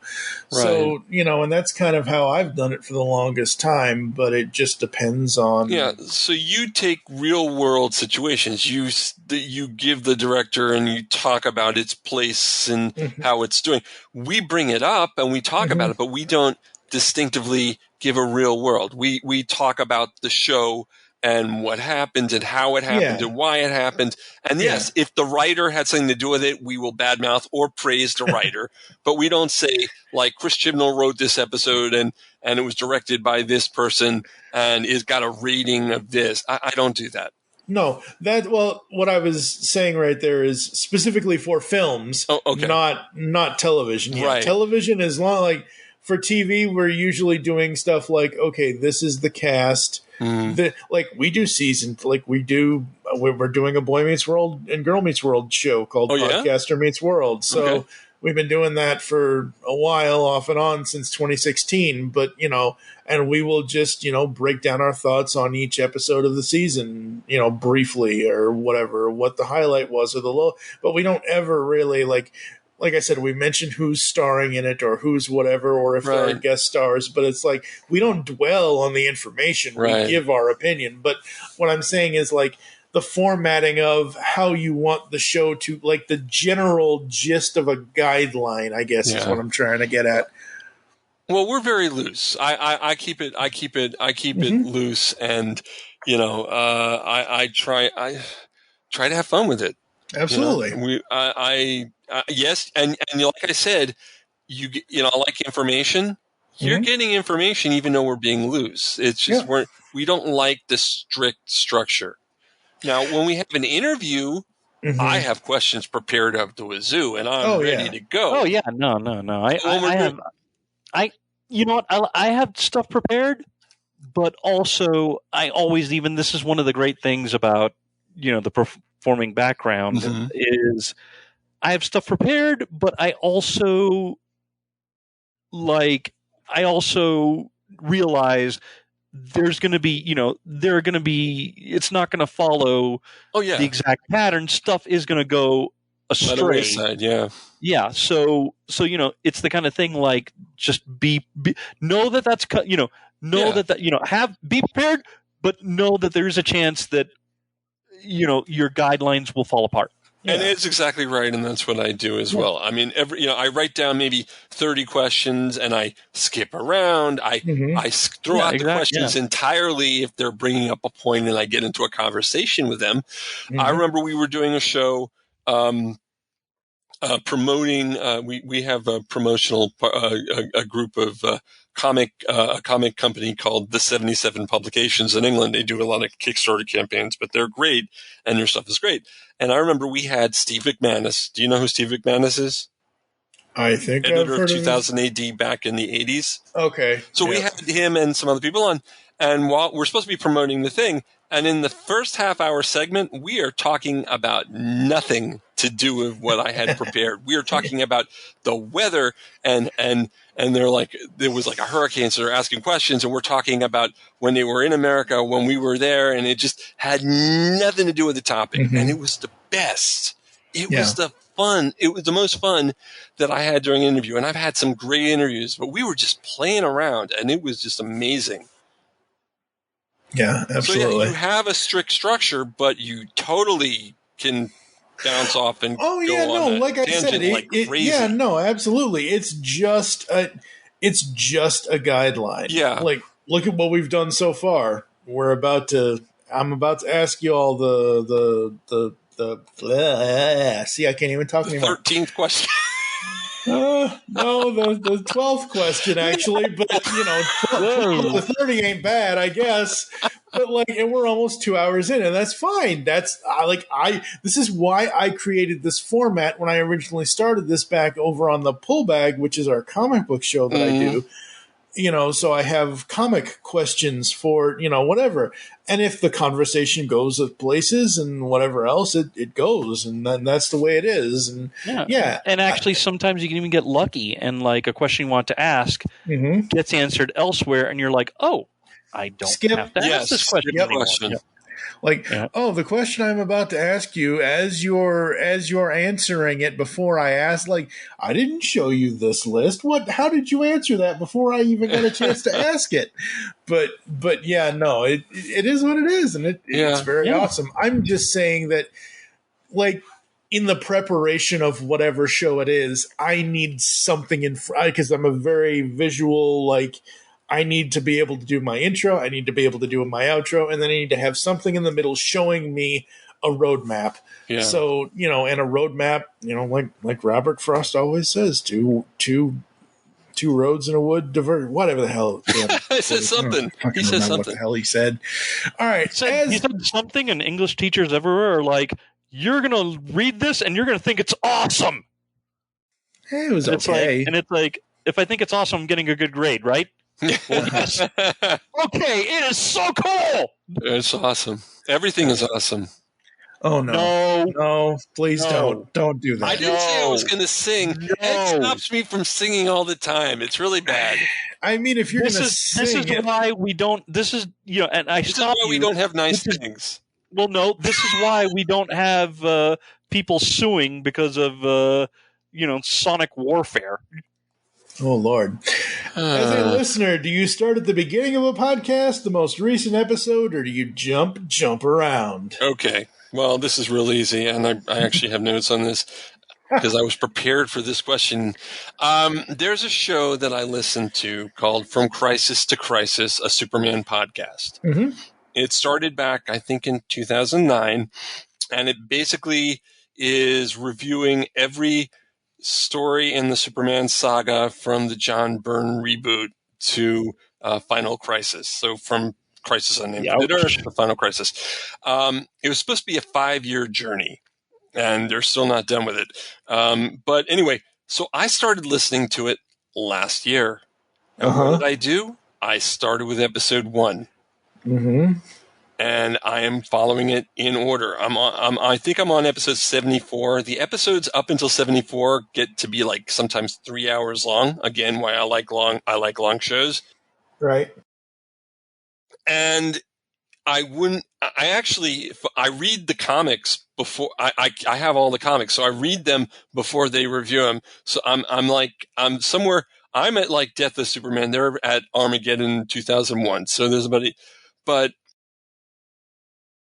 I have to get that in order. I can't listen to that out of order. It wouldn't make sense. Yeah. Now, if it's an interview show, yeah, I just pick an interview I like. Yep. Like, trying to think of an example. Just any interview. If I like the person being interviewed, I'll listen to it, and then I'll skip other ones. I don't care. But if it's something that is laid out, yeah, I like to follow it. When I watch a TV show, I watch it from the beginning. I can't handle picking it up in the middle. Very cool. Very cool. Yeah. Podcasts. I think of the podcasts that I've listened to religiously, I went in order. Yeah. I do know that, like with The Greatest Movie Ever, by the time I started listening, it was already like a handful of episodes in, so there was a little bit of binging to catch up, but it is and sometimes I have to binge because like I can't, Chapman will drop an episode, like once a month, and then, maybe like my schedule doesn't permit me like the hour or, the 90 or whatever. So, but I do try to keep current. Yeah. Whenever I can. Cool. So from Crisis to Crisis, that wouldn't be Michael Bailey's from Crisis. Yeah, the Fortress of Baileytude. I love those guys. Dude, I've had him on before multiple times. I found him through Tom DJ and Derek Ferguson, may Derek rest in peace, of Better in the Dark. Okay. When they were talking about Superman and not Superman. Why did I say Superman, Lois? Lois and Clark. Yeah. Yes. Yeah. They're going to eventually get to that on the show. Is this before or after we found out what a douche canoe Dean Cain is? That was before. Oh, okay. Yeah. So I know. I've recorded. I have so many damn ideas that I want him to do with me, and for my own. He's got so many shows too. He's got Notes from a Long Box, Bailey's Batman podcast, The Overlooked Dark Knight. It all comes back to Superman. I joined the Superman homepage because of him. Yep. He's awesome. I love that dude. He's great. Yeah, he's great. And Jeffrey Taylor is not bad either. I don't know if he's still doing the show because, again, I'm still back in their episodes from 2010, 2011. So I think he still is. There's a lot. There's a lot of times where I see. Mike and Jeff. Okay, so no spoilers, but as of this recording, July 7th of this year, Mike and Jeff finished their coverage of cover date. Blah blah blah. So no, give the date. Give the date. Where's the date? Hold on. Cover date 1990, October of 96. Yeah, so they still have 10 years to cover? Yeah. And they're on episode 300, and they were planning to do 200 and whatever because they were going to cover a month a week, and then they do interviews sometimes, so that gets laid back. Then they got to the point where there are like 5 or 6 books a week. So they couldn't do it because they already have 2.5-hour shows. Yep. So I'm at the point where Armageddon 2001 is, where they split down into 2 3-hour episodes. And then the next episode will be the following month in 2 parts. Oh, wow. And they're going to do 2 parts. And then I saw in the listings, some months get 3 parts because there are eventually 6 books because they cover, or 7 books because they cover Steel, Supergirl, Superboy, and the 5 titles. Oh, I don't know how they do it. But they said it was a 5-year mission. Yeah. It's been longer. Yeah. And it's nowhere near done. Yeah, their ongoing mission to seek out new life and new civilizations. Oh, and it's not weekly anymore. Like you said, July. Yeah, and this is December. Yeah, Yeah. You know what? It's the same thing. It was the same thing with Greatest Movie Ever. He was doing weekly, and now it's like, and then it's like every other week, and now he's doing like monthly, and and I know at least a part of it is because it's like, quote unquote real life, interferes. Yeah, we have to do it like weekly, basically, because we're on the radio station. Yeah. So we need content. If we don't record, I'll repeat something and I'll re-edit or, in a different way. But so I'm still working that week. I'm not getting a week off like everyone else is. Oh, boy. Alrighty then. Yeah, no, Michael Bailey, amazing. Like, I didn't realize I was going to make that connection with you because you throw Superman's my favorite superhero. That is so cool. Yeah. You throw a piece of kryptonite, you're going to hit Michael Bailey in the head. I don't care what color it is. Hey, Michael Bailey, if you're listening to this, love the show. Keep it up. Stop waiting 6 months between episodes. All right. Yes, exactly. As a listener, how many hosts are too many on one episode? Okay. We have 4. Mm-hmm. We've had, I think 4 is a good number. When we do interviews, we usually cut down the amount of people because sometimes we have 3 guests, so that would be 7 people. That would be way too much. Yep. I think to have on at a time, you can't go more than 4 or 5. Now, you can have hosts that do different segments on the show, so you can have an unlimited amount of hosts on the show. Yeah. But at a time, I wouldn't put more than 4, or if you're doing interviews, 5. Yeah. Yeah, I would have to. Yeah, I would go. I would say actually that the sweet spot is, well, first of all, I'd say it depends on the type of show. Right. I would say a minimum is 2 people. Mm-hmm. And I would say like the best max would be between 3 and 4. Yeah, I'm right there with you. Yeah, because if you get over 4, it starts to get like at a time. Yeah. Then you start to have, and you can even have this depending on the people. You could even have this with 3 or 4, where you start to have people talk over each other, and it starts to be like a whole. Unless you have a really good host who can kind of moderate. Yep. Then you have people talking over each other and kind of battling each other for space, and that just doesn't work. Yeah, no, it doesn't. So you gotta find that sweet spot, that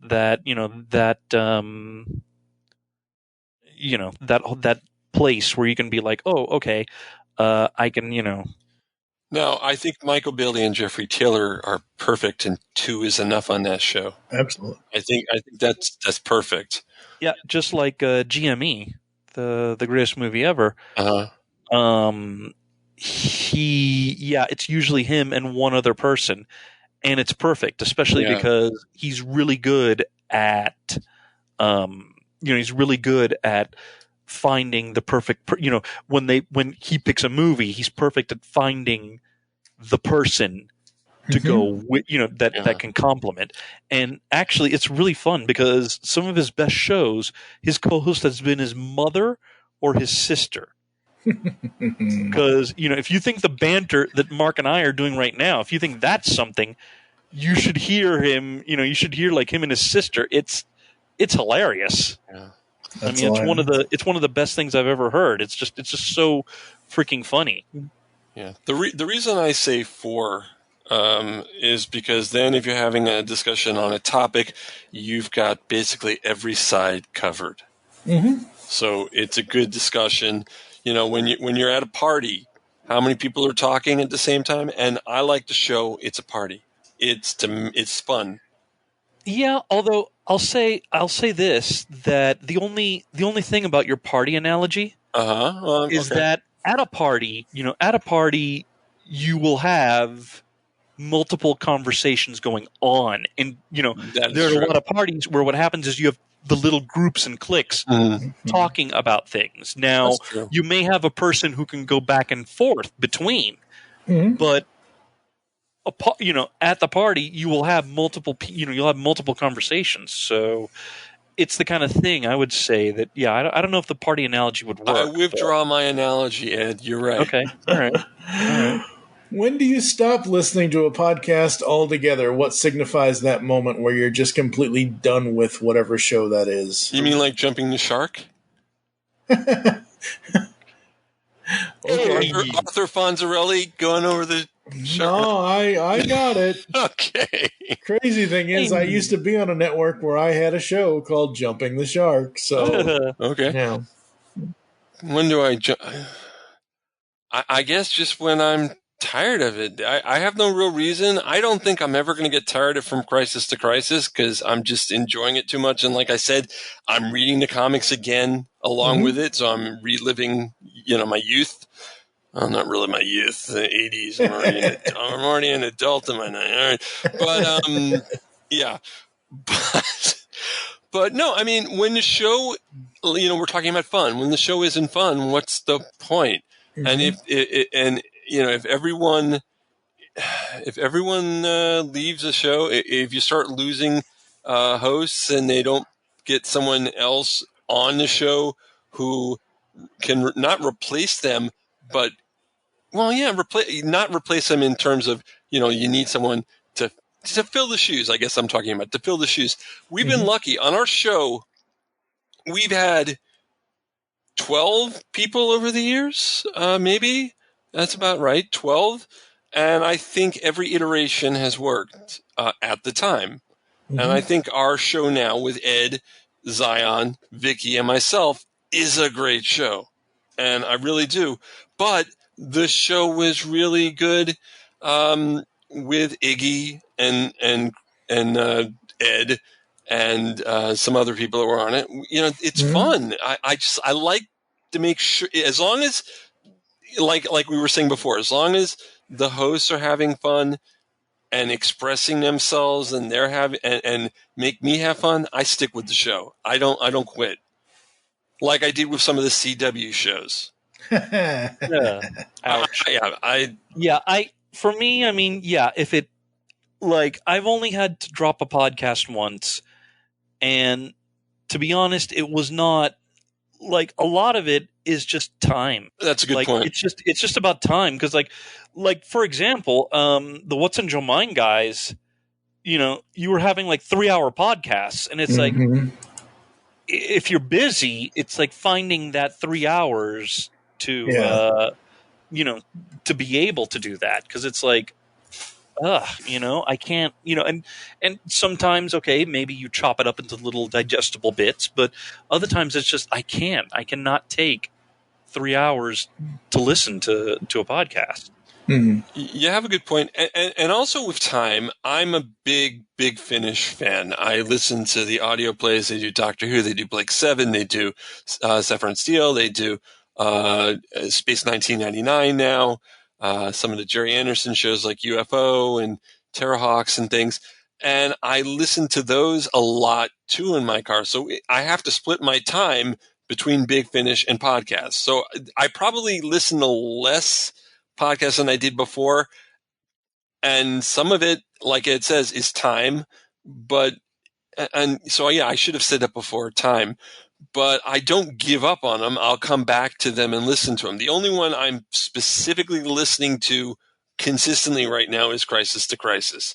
The trivia ones I listen to when I'm trying to sleep, so that's consistent too. But yeah.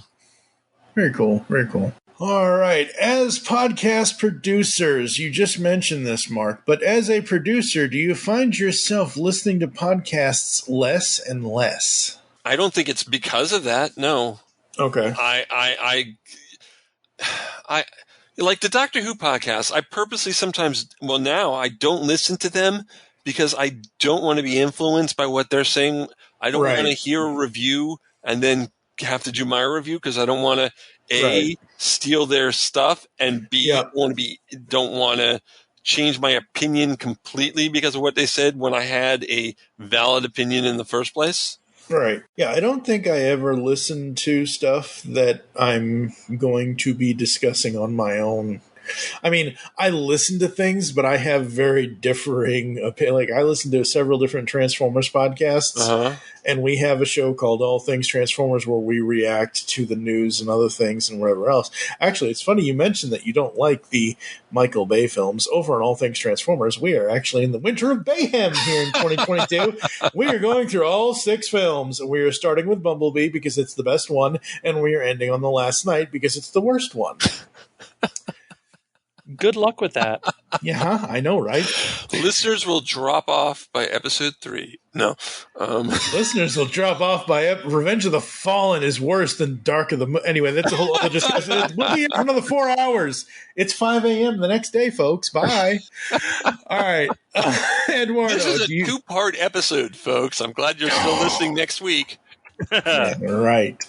Eduardo, what about you? Well, yeah, no, I still listen. I still listen. Okay. Like, one of the great things about GME is that they cover stuff we won't. You know, like they cover like really obscure stuff. They cover like old Godzilla movies. So it's just finding the time to listen. And yeah, it's all about one thing. Yeah, I do try to avoid reviews of stuff if I know we're going to cover it. Same as Mark. I don't want to expose myself to anything that would color my perceptions. I try, if I know, like, for example, if we covered Black Adam, like on the last episode, if GME is like, let's say that GME dropped Black Adam like the day before we were going to record, I will hold off on listening to it until we do our recording, and then I'll see what Paul Chapman thinks. Yeah, absolutely. Yeah, and also it avoids, I get to avoid the thing of if, they had a different opinion of just, being like, then recording and being like, oh, and by the way, Paul Chapman, shut up, it was awesome. and another reason, I don't listen to some of the shows purposely. A lot of times we don't review a show the week it comes out. We wait a couple weeks so that people have a chance to see it. Like a movie comes out, everyone's going to see it opening weekend? No, they're going to see it over the next couple of weeks. Yeah. So maybe 3 weeks. Black Adam, when we did that review, it was 3 weeks later. So people had time to watch it before they came to our show. And it's like, honestly, I hate, like sometimes I get home from work and I'm cleaning I'm cleaning dishes in the kitchen. And I, and then I have YouTube on the big TV, and it's like, I'll be, so I can have something, on in the background and something that I can be watching as I'm cleaning. Right. And what I hate is like, okay, like for example, we take the example of Black Adam. I'm scrolling through looking for something to watch, and it's like the Black Adam end credits scene explained, and I'm like, yeah. It just came out. Yeah. I'll see that, it'll be Friday. It'll be, the movie comes out Friday, and it's Friday at 5:00, and it's like, the Black Adam end credits scene. What does this mean for the DCEU? And I'm like, can I watch the movie for Christ's sake? Exactly. Yeah. Like, can you give me a day or two before you start posting this? Yeah. And like you said, Mark, I don't want to take anyone else's thunder. Right. I want to be able to come at it with my own opinion. And also, I hate, and I blame Netflix for this, but I hate, here's episode 1 this week. Here's episode 2. I stopped doing appointment television when Netflix came on the scene and gave me 13 episodes or 26 episodes at a time and told me to binge because binging was the new hotness. Yeah. No, we don't. We tend not to binge. Like, I think we did Cobra Kai in like little chunks, like this last season. Yeah. And the thing is that what I hate about the binge model is that it creates the circumstance I was just talking about. Yeah, that's true. We're like, for example, pick a show, any show. Cobra Kai. Okay, let's say, so Cobra Kai just had, I think, their 5th season, like 4th or 5th season. Fourth. Now, 4th. Okay, let's say season 5 drops tomorrow. Mm-hmm. Okay, it drops at midnight. Okay, so like for example, right now for you, it would be less than 3 hours away. No, technically it would be 6 hours away because 3 a.m. Eastern is midnight Pacific. So right. for Well, us, it won't. Yeah. But let's say that it drops. It drops at midnight, and then let's say you're still up at 1:30 a.m. Yeah. Okay, it dropped at midnight, and then all of a sudden, again, you have YouTube on. And there are videos saying, what the end of season 5 means for Cobra Kai. And it's like, the show just dropped like hours ago. What? You want to binge it? That's fine. That's fine. I mean, if somebody if it's a 6-episode series with 1 hour apiece and they want to spend 6 hours watching it back to back to back to back, fine. No, that's your prerogative. No, I'm not saying that shouldn't be done. You want to do that, that's fine. But you got to realize some people can't stay up until midnight to catch the episode. Some people have to get up for work at like the crack of dawn, so they can't binge it. They're going to have to wait a day or two. They don't need to sit there and be treated to a minefield where it's like, if I click on this, I'm going to find out, what happened when what happens in episode 3. Yeah. What even gets more annoying is when the thumbnail ruins it. So, like, for example, we said Cobra Kai, season 5. Let's say in episode 4, Daniel's wife gets hit by a car. That's a big spoiler. You'll look at the thumbnail, and it'll be Daniel's wife on the floor bleeding, and you're like, fuck! My language. No, that's right. And I am wrong. I need to correct myself before any of the Cobra Kai fans come after me. September 9th was the debut of season 5. So they're in the midst of whatever the hell season 6 is going to come around. Yeah. So, but still, the point still stands. Mm-hmm. No, absolutely. Which is like the binge model, unfortunately. The downside is that you have people who are and you know what, and it's like, and I also say, like, good for you that you have the time, but remember, not everybody's you. Right. And the thing, but the thing with the binge model to me now is, okay, I have the access, I have the control. I don't have to binge it if I don't want to. Right. Yeah. I don't have. That's my point. Is I don't have to. Oh my God! Insert whatever show name here now is episode 1 is this week. You then have. That's my point. My point is not to say that, oh my God, we need to binge everything and spoil it for everybody else. No, that's just dumb, stupid, and that's a dick move. My point is, I want the access of being able to watch the show whenever I want, from whatever room I want. Exactly. Yeah. And if you have a review show that does the review a week after 10 episodes were dropped, what the fuck? I mean, really? Well, I mean, okay. Now, here's the thing. I mean, if you want to chop it up into chunks and do like 2 episodes at a time, okay, that's a little better. But it does feel like, no one's going to do that. It's got to be, we're going to, the episode dropped 2 hours ago, and my show is on now talking about the episode. It's like, this is, to go away, from podcasting for a second. Mm-hmm. I have a friend on Facebook. Mm-hmm. Okay, I'm going to give a shout out to him. Okay, his name is, and please forgive me if I mispronounce your name. His name is Rashawn, and he runs like a bunch of Facebook groups covering a variety of geeky topics. But he actually created a spoiler group. And that's the thing. If you just came out of the movie theater from seeing Wakanda Forever and you want to talk to somebody about it, go to the spoiler group. Mm-hmm. I've been in other groups, including one that I'm an admin of.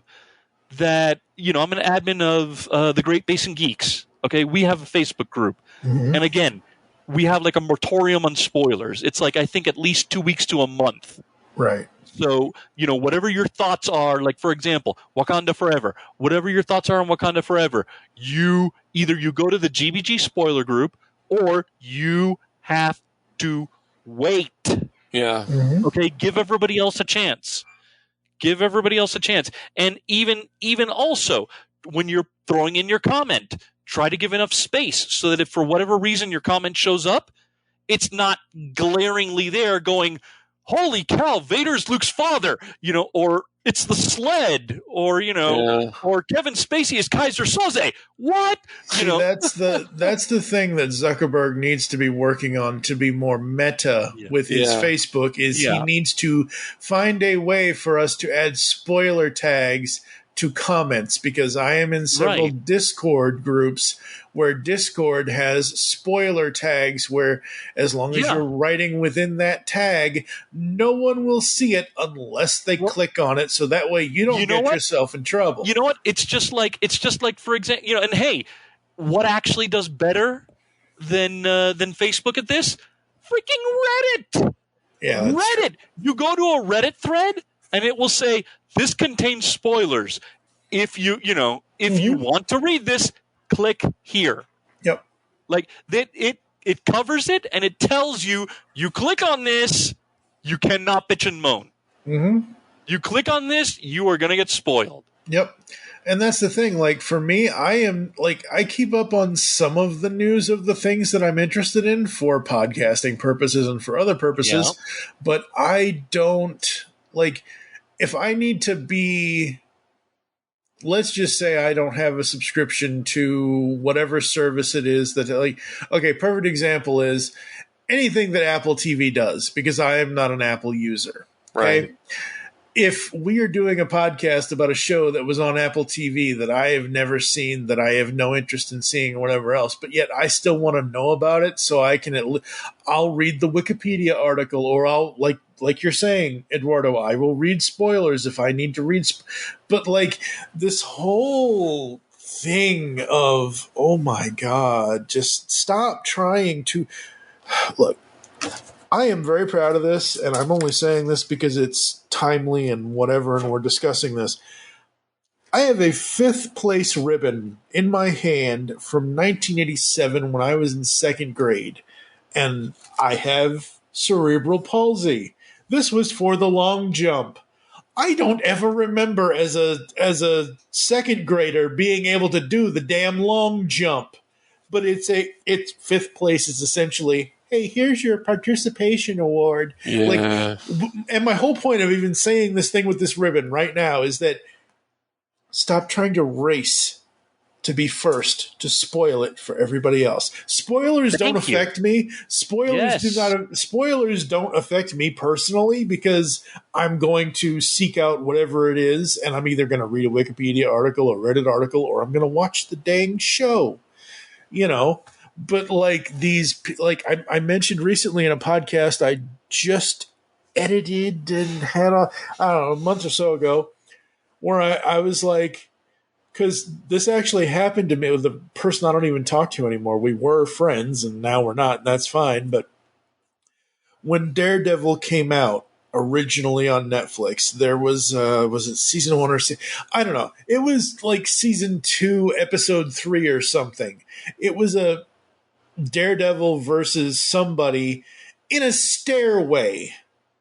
On Twitter, all as I said was, I absolutely love the fight choreography. There you go. I love how they did that in the stairwell because it was a confined space, and I love how Daredevil handled himself as a blind superhero, and I thought it looked really, really cool. Somebody was like, oh my God, you spoiled the entire, so recently I made a joke of, oh, I'm sorry, I'm going to tell you this show that you haven't seen yet. The color of the person's uniform is purple. Oh my God, I fucking spoiled the entire... Get the fuck over yourself. Yeah. Yeah, I hate spoiler police. The whole... Okay. All right.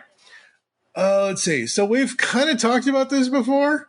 We kind of haven't, but are you a podcast planner, or are you throwing stuff at the mic to see what sticks?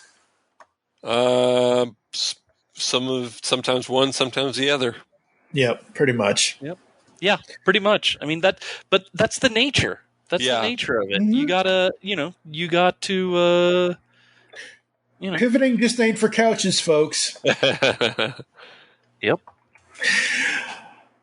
As a producer, are you a one-man show kind of host, or do you prefer working with co-hosts? Working with co-hosts. Working with co-hosts, definitely. I tried doing the one-man show thing. I failed. However, I will say there are several people out there that I have listened to over the last 14, 15 years that are really, really good at doing the one-man show thing, and I really do enjoy listening to their stuff. So now, let me give sometimes for an interview, a one-on-one works really well. Right. Oh yeah, as long as it's part of the show, not the whole show. Yeah. Well, that's not true. Actually, Ed, you've done with Roy Johnson. You've done one-on-ones the whole show. Yeah, and I think I did in the past. I've done one-on-ones with some of the Who guests. Yeah, and I think I did a one-on-one with Roy Johnson, and I did. I think I did a one-on-one with Jim Sorensen. Yes, you did. Yes, and it's like, and actually, I would say that one-on-ones. Okay, even when it's an interview, it's still a two-man show because you are playing off the person you're interviewing. Yep, exactly. It's still a two-man show. I did actually do a one-man show once. Like there is once where, and this was one of those things that I look on and laugh, and I laughed at it at the time because I tried to go big or go home. Mm-hmm. And what happened was this was after Deadpool 2 came out, and what I did was I was doing Keeping It Reels at the time, and I actually went out. I even posted like a Facebook video on this. And I said, if Ryan Reynolds or any of the cast and crew of Deadpool 2 want to come on this show live, this is when the show is happening. This is when we are doing this episode. It's going to be live. This is the number you have to call. You have an open invite. Come on and talk about it. Unfortunately, that didn't end up happening. Nobody from the actual film called in. I just did the episode on my own. But I just ran with it. And honestly, to this day, I don't have an issue with that because you got to roll with the punches. It didn't, would I have loved it if somebody who did the film would have come on and we could have, I could have interviewed them. We could have gone back and forth. Sure. But it didn't happen, but I'm fine with it because that's just the nature of the beast. Sometimes you take a huge shot. It doesn't work, but what you got to do is you just got to shrug and go, okay, moving on. What should I do next? Yeah, absolutely. And I like we've already said, I started doing one man. That's how I started doing TFG1 and all that. And I'm just like, no, I need somebody to bounce off of, and that's what co-hosts are for. Yeah. So, with that in mind, besides finding co-hosts at conventions, how do you go about finding your co-hosts in general? Okay. Sometimes they're guests on my show. I interview them and like what I hear and ask them to come on. I've done that a few times. One of them, I'll bring him up, Patty Hawkins. Shout out to Patty. He now does the virtual conventions with GalaxyCon. We had him on as a guest. He was part of a comedy group called the Geeks of Comedy.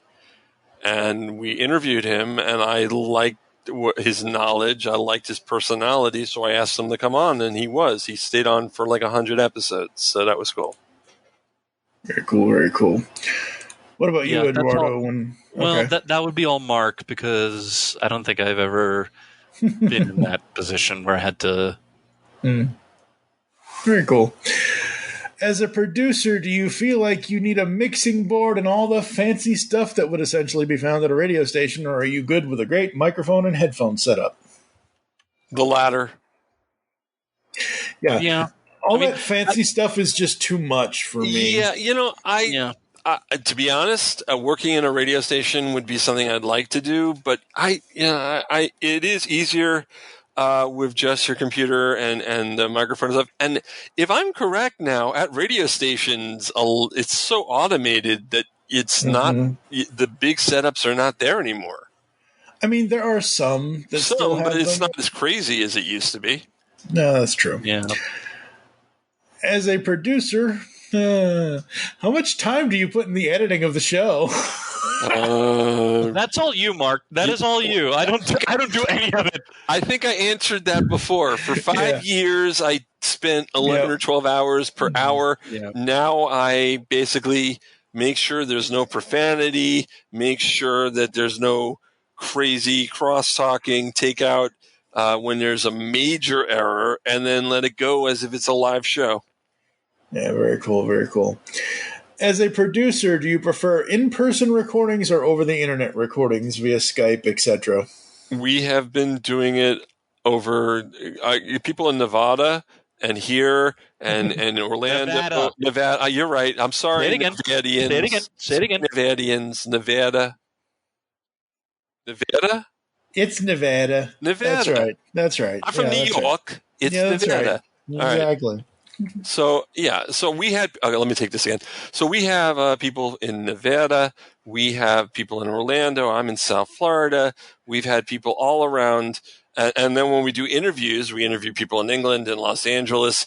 So I find it easier to do it over the internet. However, when I'm doing conventions, I love the interaction with the person, getting to see what they're doing, getting to to visually react to something they're doing. Because Ed has a point, and he's right. When someone's telling a story and I'm really into it, I go, right. And sometimes that gets in the way, and I do that, and because I'm honestly interested. We all do it. I mean, that's the thing. Like, I don't want to sit here and listen to one of Ed's long G.I. Joe stories and just be like, right. But Ed, but I don't want to sit here and also be like, have him talk for 20 minutes about why he loves Sergeant Slaughter, and I'm just deathly silent. Yep. You know what I mean? The Iron Sheik is better. The Iron Sheik is better. Well, which, by the way, I've actually met him. Nice guy. Slaughter or Sheik or both? Slaughter. I haven't met Sheik. although I've heard Sheik is like a cool guy in real life. Yeah, I met Iron Sheik back in the 80s when he was at the Miami Beach Convention Center. Oh, okay. Very cool. Very cool. Yeah. And did I hear correctly? What? Did I hear correctly that he's like a nice guy in real life? Yeah, he's a nice guy. Yeah. Very nice guy. Oh, that's good. That's good. Very cool, very cool. As both a listener and a producer, do you prefer one feed have everything, or should each type of show have its own feed? That's a good question. Well, you know what? I think there's probably... Sorry, go ahead. There's probably pros and cons to both. Yeah. I mean, I'd say that having everything in one place is good, just so that, people don't have to go all around creation. Yeah. But there is also something about also things having their own feeds, because,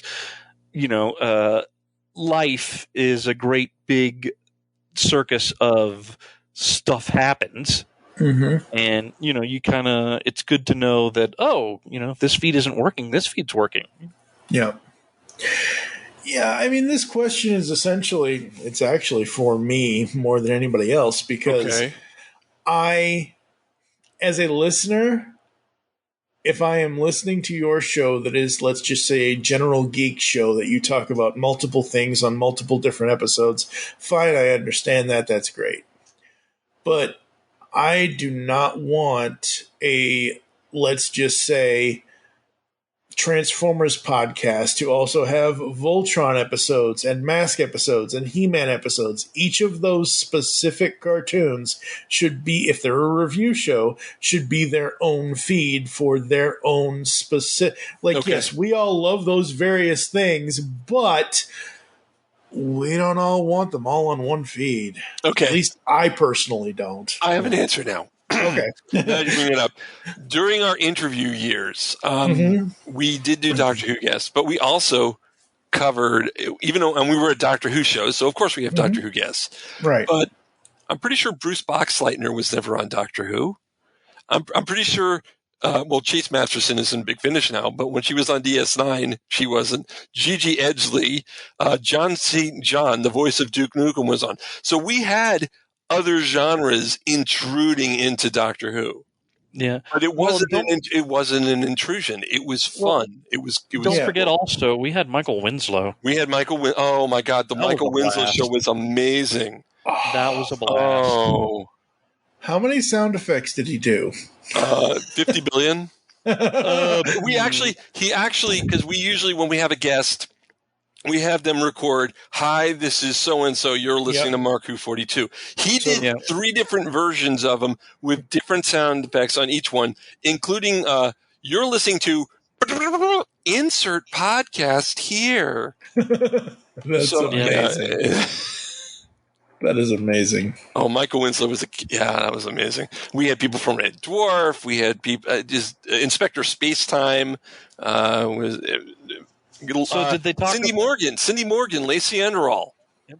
So when the Inspector Spacetime people were on, I noticed we didn't talk about that atrocious holiday special that was so bad that the creator's knighthood got revoked. No, we did not. No. And as far shout out to Community, man. Yeah. And just looking through his filmography, Tron was never a part of the TARDIS. No. Well, Battlestar Galactica too. Well, Babylon 5, yeah. Oh, yeah. Did I say Battlestar? I meant Babylon. What did I say? Can we take it back? Babylon 5 was damn good too. Yes, it was. Yeah, please take that out. Please take that out. Yep. This is gonna sound blasphemous. I actually like Babylon 5 more than DS9. Me too.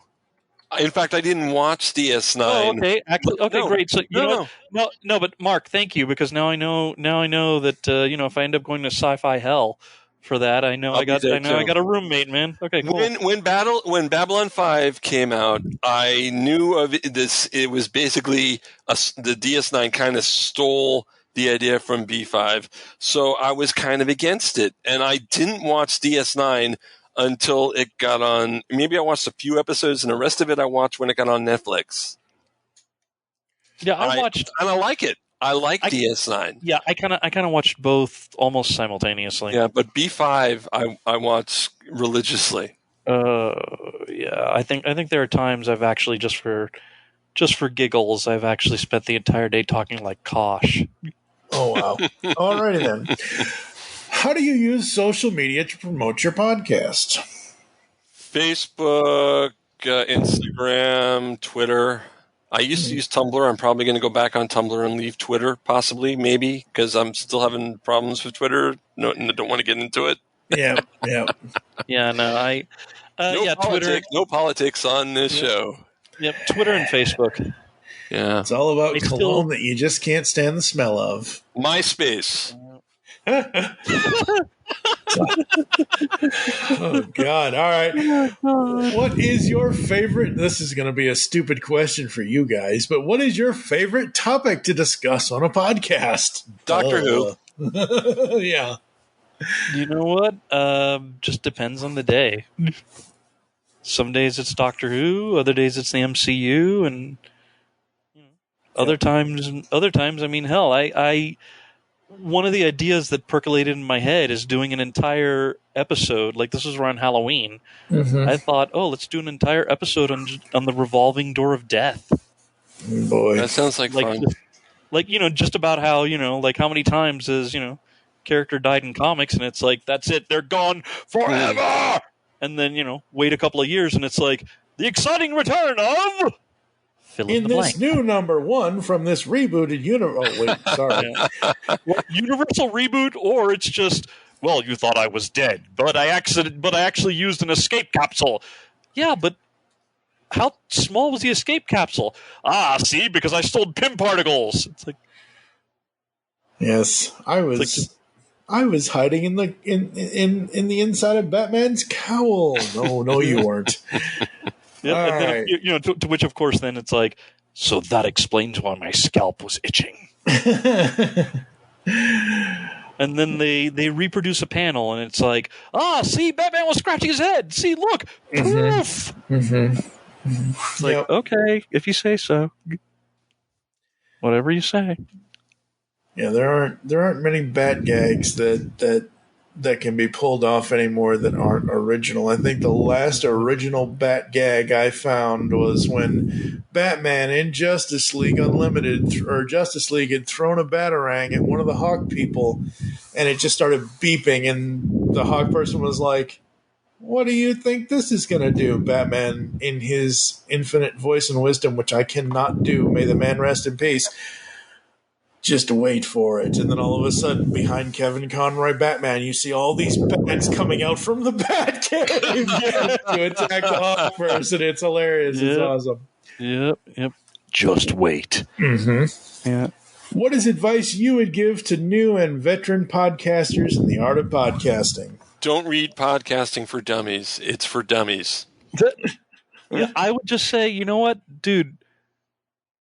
Do it because you want to, because you enjoy it. Mm-hmm. Yeah, that's a good answer. Don't do it. Talk about what you want to talk about. So, John Wick. What movie are they coming out with? 4 or 5? Yes, Or this is coming 4. out. Yes. If they come out with John Wick, 50, and it's Keanu Reeves, 90 years old, and still like killing people.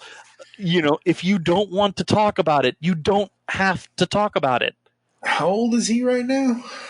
I don't think he's over Possibly 50. older than me. Possibly older than me. I don't. All I know is we are light years away from the years where he was best known for going, "Whoa, whoa." Yeah. I could do kung fu. I miss the years when he was, having to chase after buses and all that stuff. This bus cannot go lower than 50. Oh God, That sounded a little too Nick Cage. Sorry. Yeah, it did. It's kind of hard sometimes to get a Keanu going. He is 58 years old. Oh my God! Oh, I was right. So by the time he's 90, that would be most likely John Wick 275, considering those films. Those films take place like within hours of each other. Yeah, but they take longer to come out each movie. I know, right? So they may only be on John Wick 6. Absolutely. Or John Wick 10, and Maybe he's in a wheelchair, and then all of a sudden takes a spoke out and like pokes somebody in the eye, and it's like, I'm handicapped, out of my way. No. And to explain the reason he's in the wheelchair, he gets injured in the movie before he gets shot, and so that way they can explain why he's in a wheelchair in the following movie. That makes sense. Okay, well, there you go. See what? But in the previous movies, he's already walked like half a mile with 4 different bullet wounds. I know. Yeah. Well, it actually took 5 bullet holes. It takes 5. It takes 5. It takes 5. Oh man! All right, and obviously we know where we can get them, but tell the people, where can the people find your shows?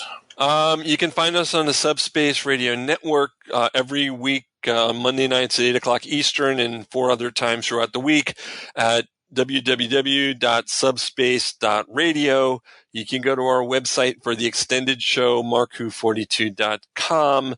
We're all over the net on different podcast platforms, including Audible, Pandora, TuneIn. Yeah, Pandora. Wow, I'm glad we're on that. I am. Took a while. And you can listen to old shows. All our interview shows from the past 10 years are on our YouTube channel, Mark Who 42's Universe. The handle is Mark Who 42, at Mark Who 42. And actually, Mark, I think we need to give the listeners good news. Okay. We are also now available via carrier pigeon. We are. And we have a telepath who will beam the episode directly to your brain. And maybe I'll go back on Roku if I can, if I get the time to do that. Our Facebook, we're on Mark Who 42's Universe, so like us there. Twitter, I'm Mark Who 42. Ed, you are? Twitter, it's pronounced White Balloon King, but it's spelled WHTBLLN, because apparently I couldn't do the whole thing. Like, there's a character limit. It's like, you know what? Your mom's a character limit. There you go. Your mom's the character limit. Oh, and Subspace Radio is streamed on iHeartRadio, and you can get it for your Alexa, your Alexa home device. Very cool. Very cool. Is that before or after the machine revolution? Before, Yeah. maybe after too. One day, you know what? One day, you'll be asking Alexa, play the latest episode of Marku 42. I will not do that for you, meatbag. I am no longer your slave to entertain your audio sensors. Jonathan Colton did a great song about that we were talking about Jonathan Colton before. Okay. Yeah, and my first thought was Alexa is going to be the Nemesis, Insurrection, and all kinds of other weird Star Trek things in the future. All right, we're going to take another... You wish for Star Trek. I will start playing Star Trek V, The Final Frontier. Please, God, no. You will watch it, and you will enjoy it. And What God choice needs do a you have? starship for some reason that I will not tell you. All right, well... You killed it. It's dead. Of course It's I killed it. That's my job as part of the show, Ed. You know I kill things. McCoy is like looking over the corpse, and like it's just so smoldering. He's like, I'm dead, Jim. McCoy's looking over the corpse, and it's smoldering so bad. He's like, why the hell did you even call me? It's obvious, Jim. You know why he called you is because the reason why the corpse is smoldering is because you shot it, McCoy, because you put your other helmet on. Anyway, we're going to go to one final ad break. Come back to close the show after this. Hey, it's Wes from Poppin' Off Toys. Wanted to let you know about poppinofftoys.com.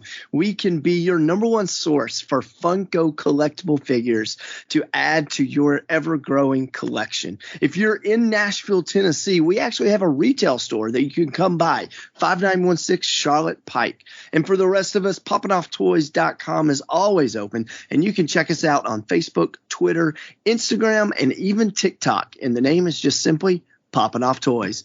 Thank you so much, and always keep it poppin'. Hi, my name is Dr. Andrea Letamendi, clinical psychologist. And I'm Brian Ward, nerd. And we want to invite you to listen to our new podcast, The Arkham Sessions. It's a podcast dedicated to the fun and geeky analysis of Batman the Animated Series, episode by episode. We pay tribute to the writers and the stories of the animated series, while also exploring the very real psychology behind Gotham's rogues. and maybe even its heroes. All of this and more Each week on The Arkham Sessions. at underthemaskonline.com. Because the world needs another movie podcast. The Geekcast Radio Network presents for your listening pleasure the Cinema Geek. Hosted by Amanda, Kevin, Matt, and Dan. Each week we dive headfirst in the landscape of movies as we discuss movie news, play movie games, go in-depth on reviews, And even have a top 10 countdown or two. Also, don't miss our director retrospective series, where we review noted directors' movies film by film. Bottom line is, if you love movies and love podcasts, you need to experience the Cinema Geeks. You can find us on iTunes, Blog Talk Radio, or GeekCastRadio.com. On the Simplistic Reviews podcast, we talk movies. We talk TV. We talk... Hello, Julie, what the heck are you doing? Trying to make our spots sound more exciting by adding explosions. Yeah, I'm pretty sure you could have got the point across with sound effects, not the real thing. Download the show on iTunes or at simplisticreviews.blogspot.com. I'm sure your insurance company will cover that. No, they won't. No, they probably won't. All right, folks, that's going to do it for this podcast approach here on Studio 2009. It's 4 o'clock in the afternoon the next day. The next week. The next week. Okay, I didn't want to go that far, but yeah. I mean, this is like, okay, so you guys owe me a bus ticket to Eureka because, like, I'm going there for Thanksgiving. Oh, you missed Thanksgiving. He did miss Thanksgiving. Yeah. Oh, okay, then one of you bastards owes me deviled eggs. That would be him, not me, because I don't cook. The only way you're getting deviled eggs out of me is if they're burnt in the stove. I don't know how to make deviled eggs. I'm sorry, Ed. You're going to have to go without. Okay, then you're screwed. Okay, then you're really seriously screwed, man. Just go to a bakery. Restitution! Ed, go to your corner. Yeah, just go to a bakery already. I don't have a corner, man. You now do. You do now. No, I don't have a corner. I have a throne. Oh, Lord. I don't think so. I don't think so. It's here. It's not coming. It's here. You leave Grover out of this, damn it. right. Thank you for joining us here inside the studio. If you'd like to get in contact with us, leave feedback for the show, there are several ways to do so. Visit the website, geekcastradio.com, where you can listen to and comment on all of our content. Send us email to feedback@geekcastradio.com. Do you guys have an email address you'd like to give out? You can email. You can email us at markwho42s.universe@gmail.com, or you can message us on our Facebook page. There you go. Here are all the ways you can listen to us nowadays. Apple and Google Podcasts. Leave us reviews, please. And don't forget, folks, iTunes still is a thing, even though Apple doesn't really acknowledge it anymore. Spotify and any other podcatching client you choose to use. Follow us on Twitter at GeekCastRadio, at ITS Studio 2009, all one word for the show. I am at TFG and Mike. You already gave it out earlier, Mark, but why don't you guys give out your Twitters one more time, just because I need Eduardo to spell out his weird name again. At MarkWho42. Real simple. Exactly, simple. Yep, and at White Balloon King, WHTBLLNKING. MOUSE. See you real soon, because I'm buying your ass. I wish you would. I would sell out in that case. Forget about I want them to buy my show out. I own you now. Yes. If I had won the $2 billion, I would have bought out every podcast in America and around the world. I would have.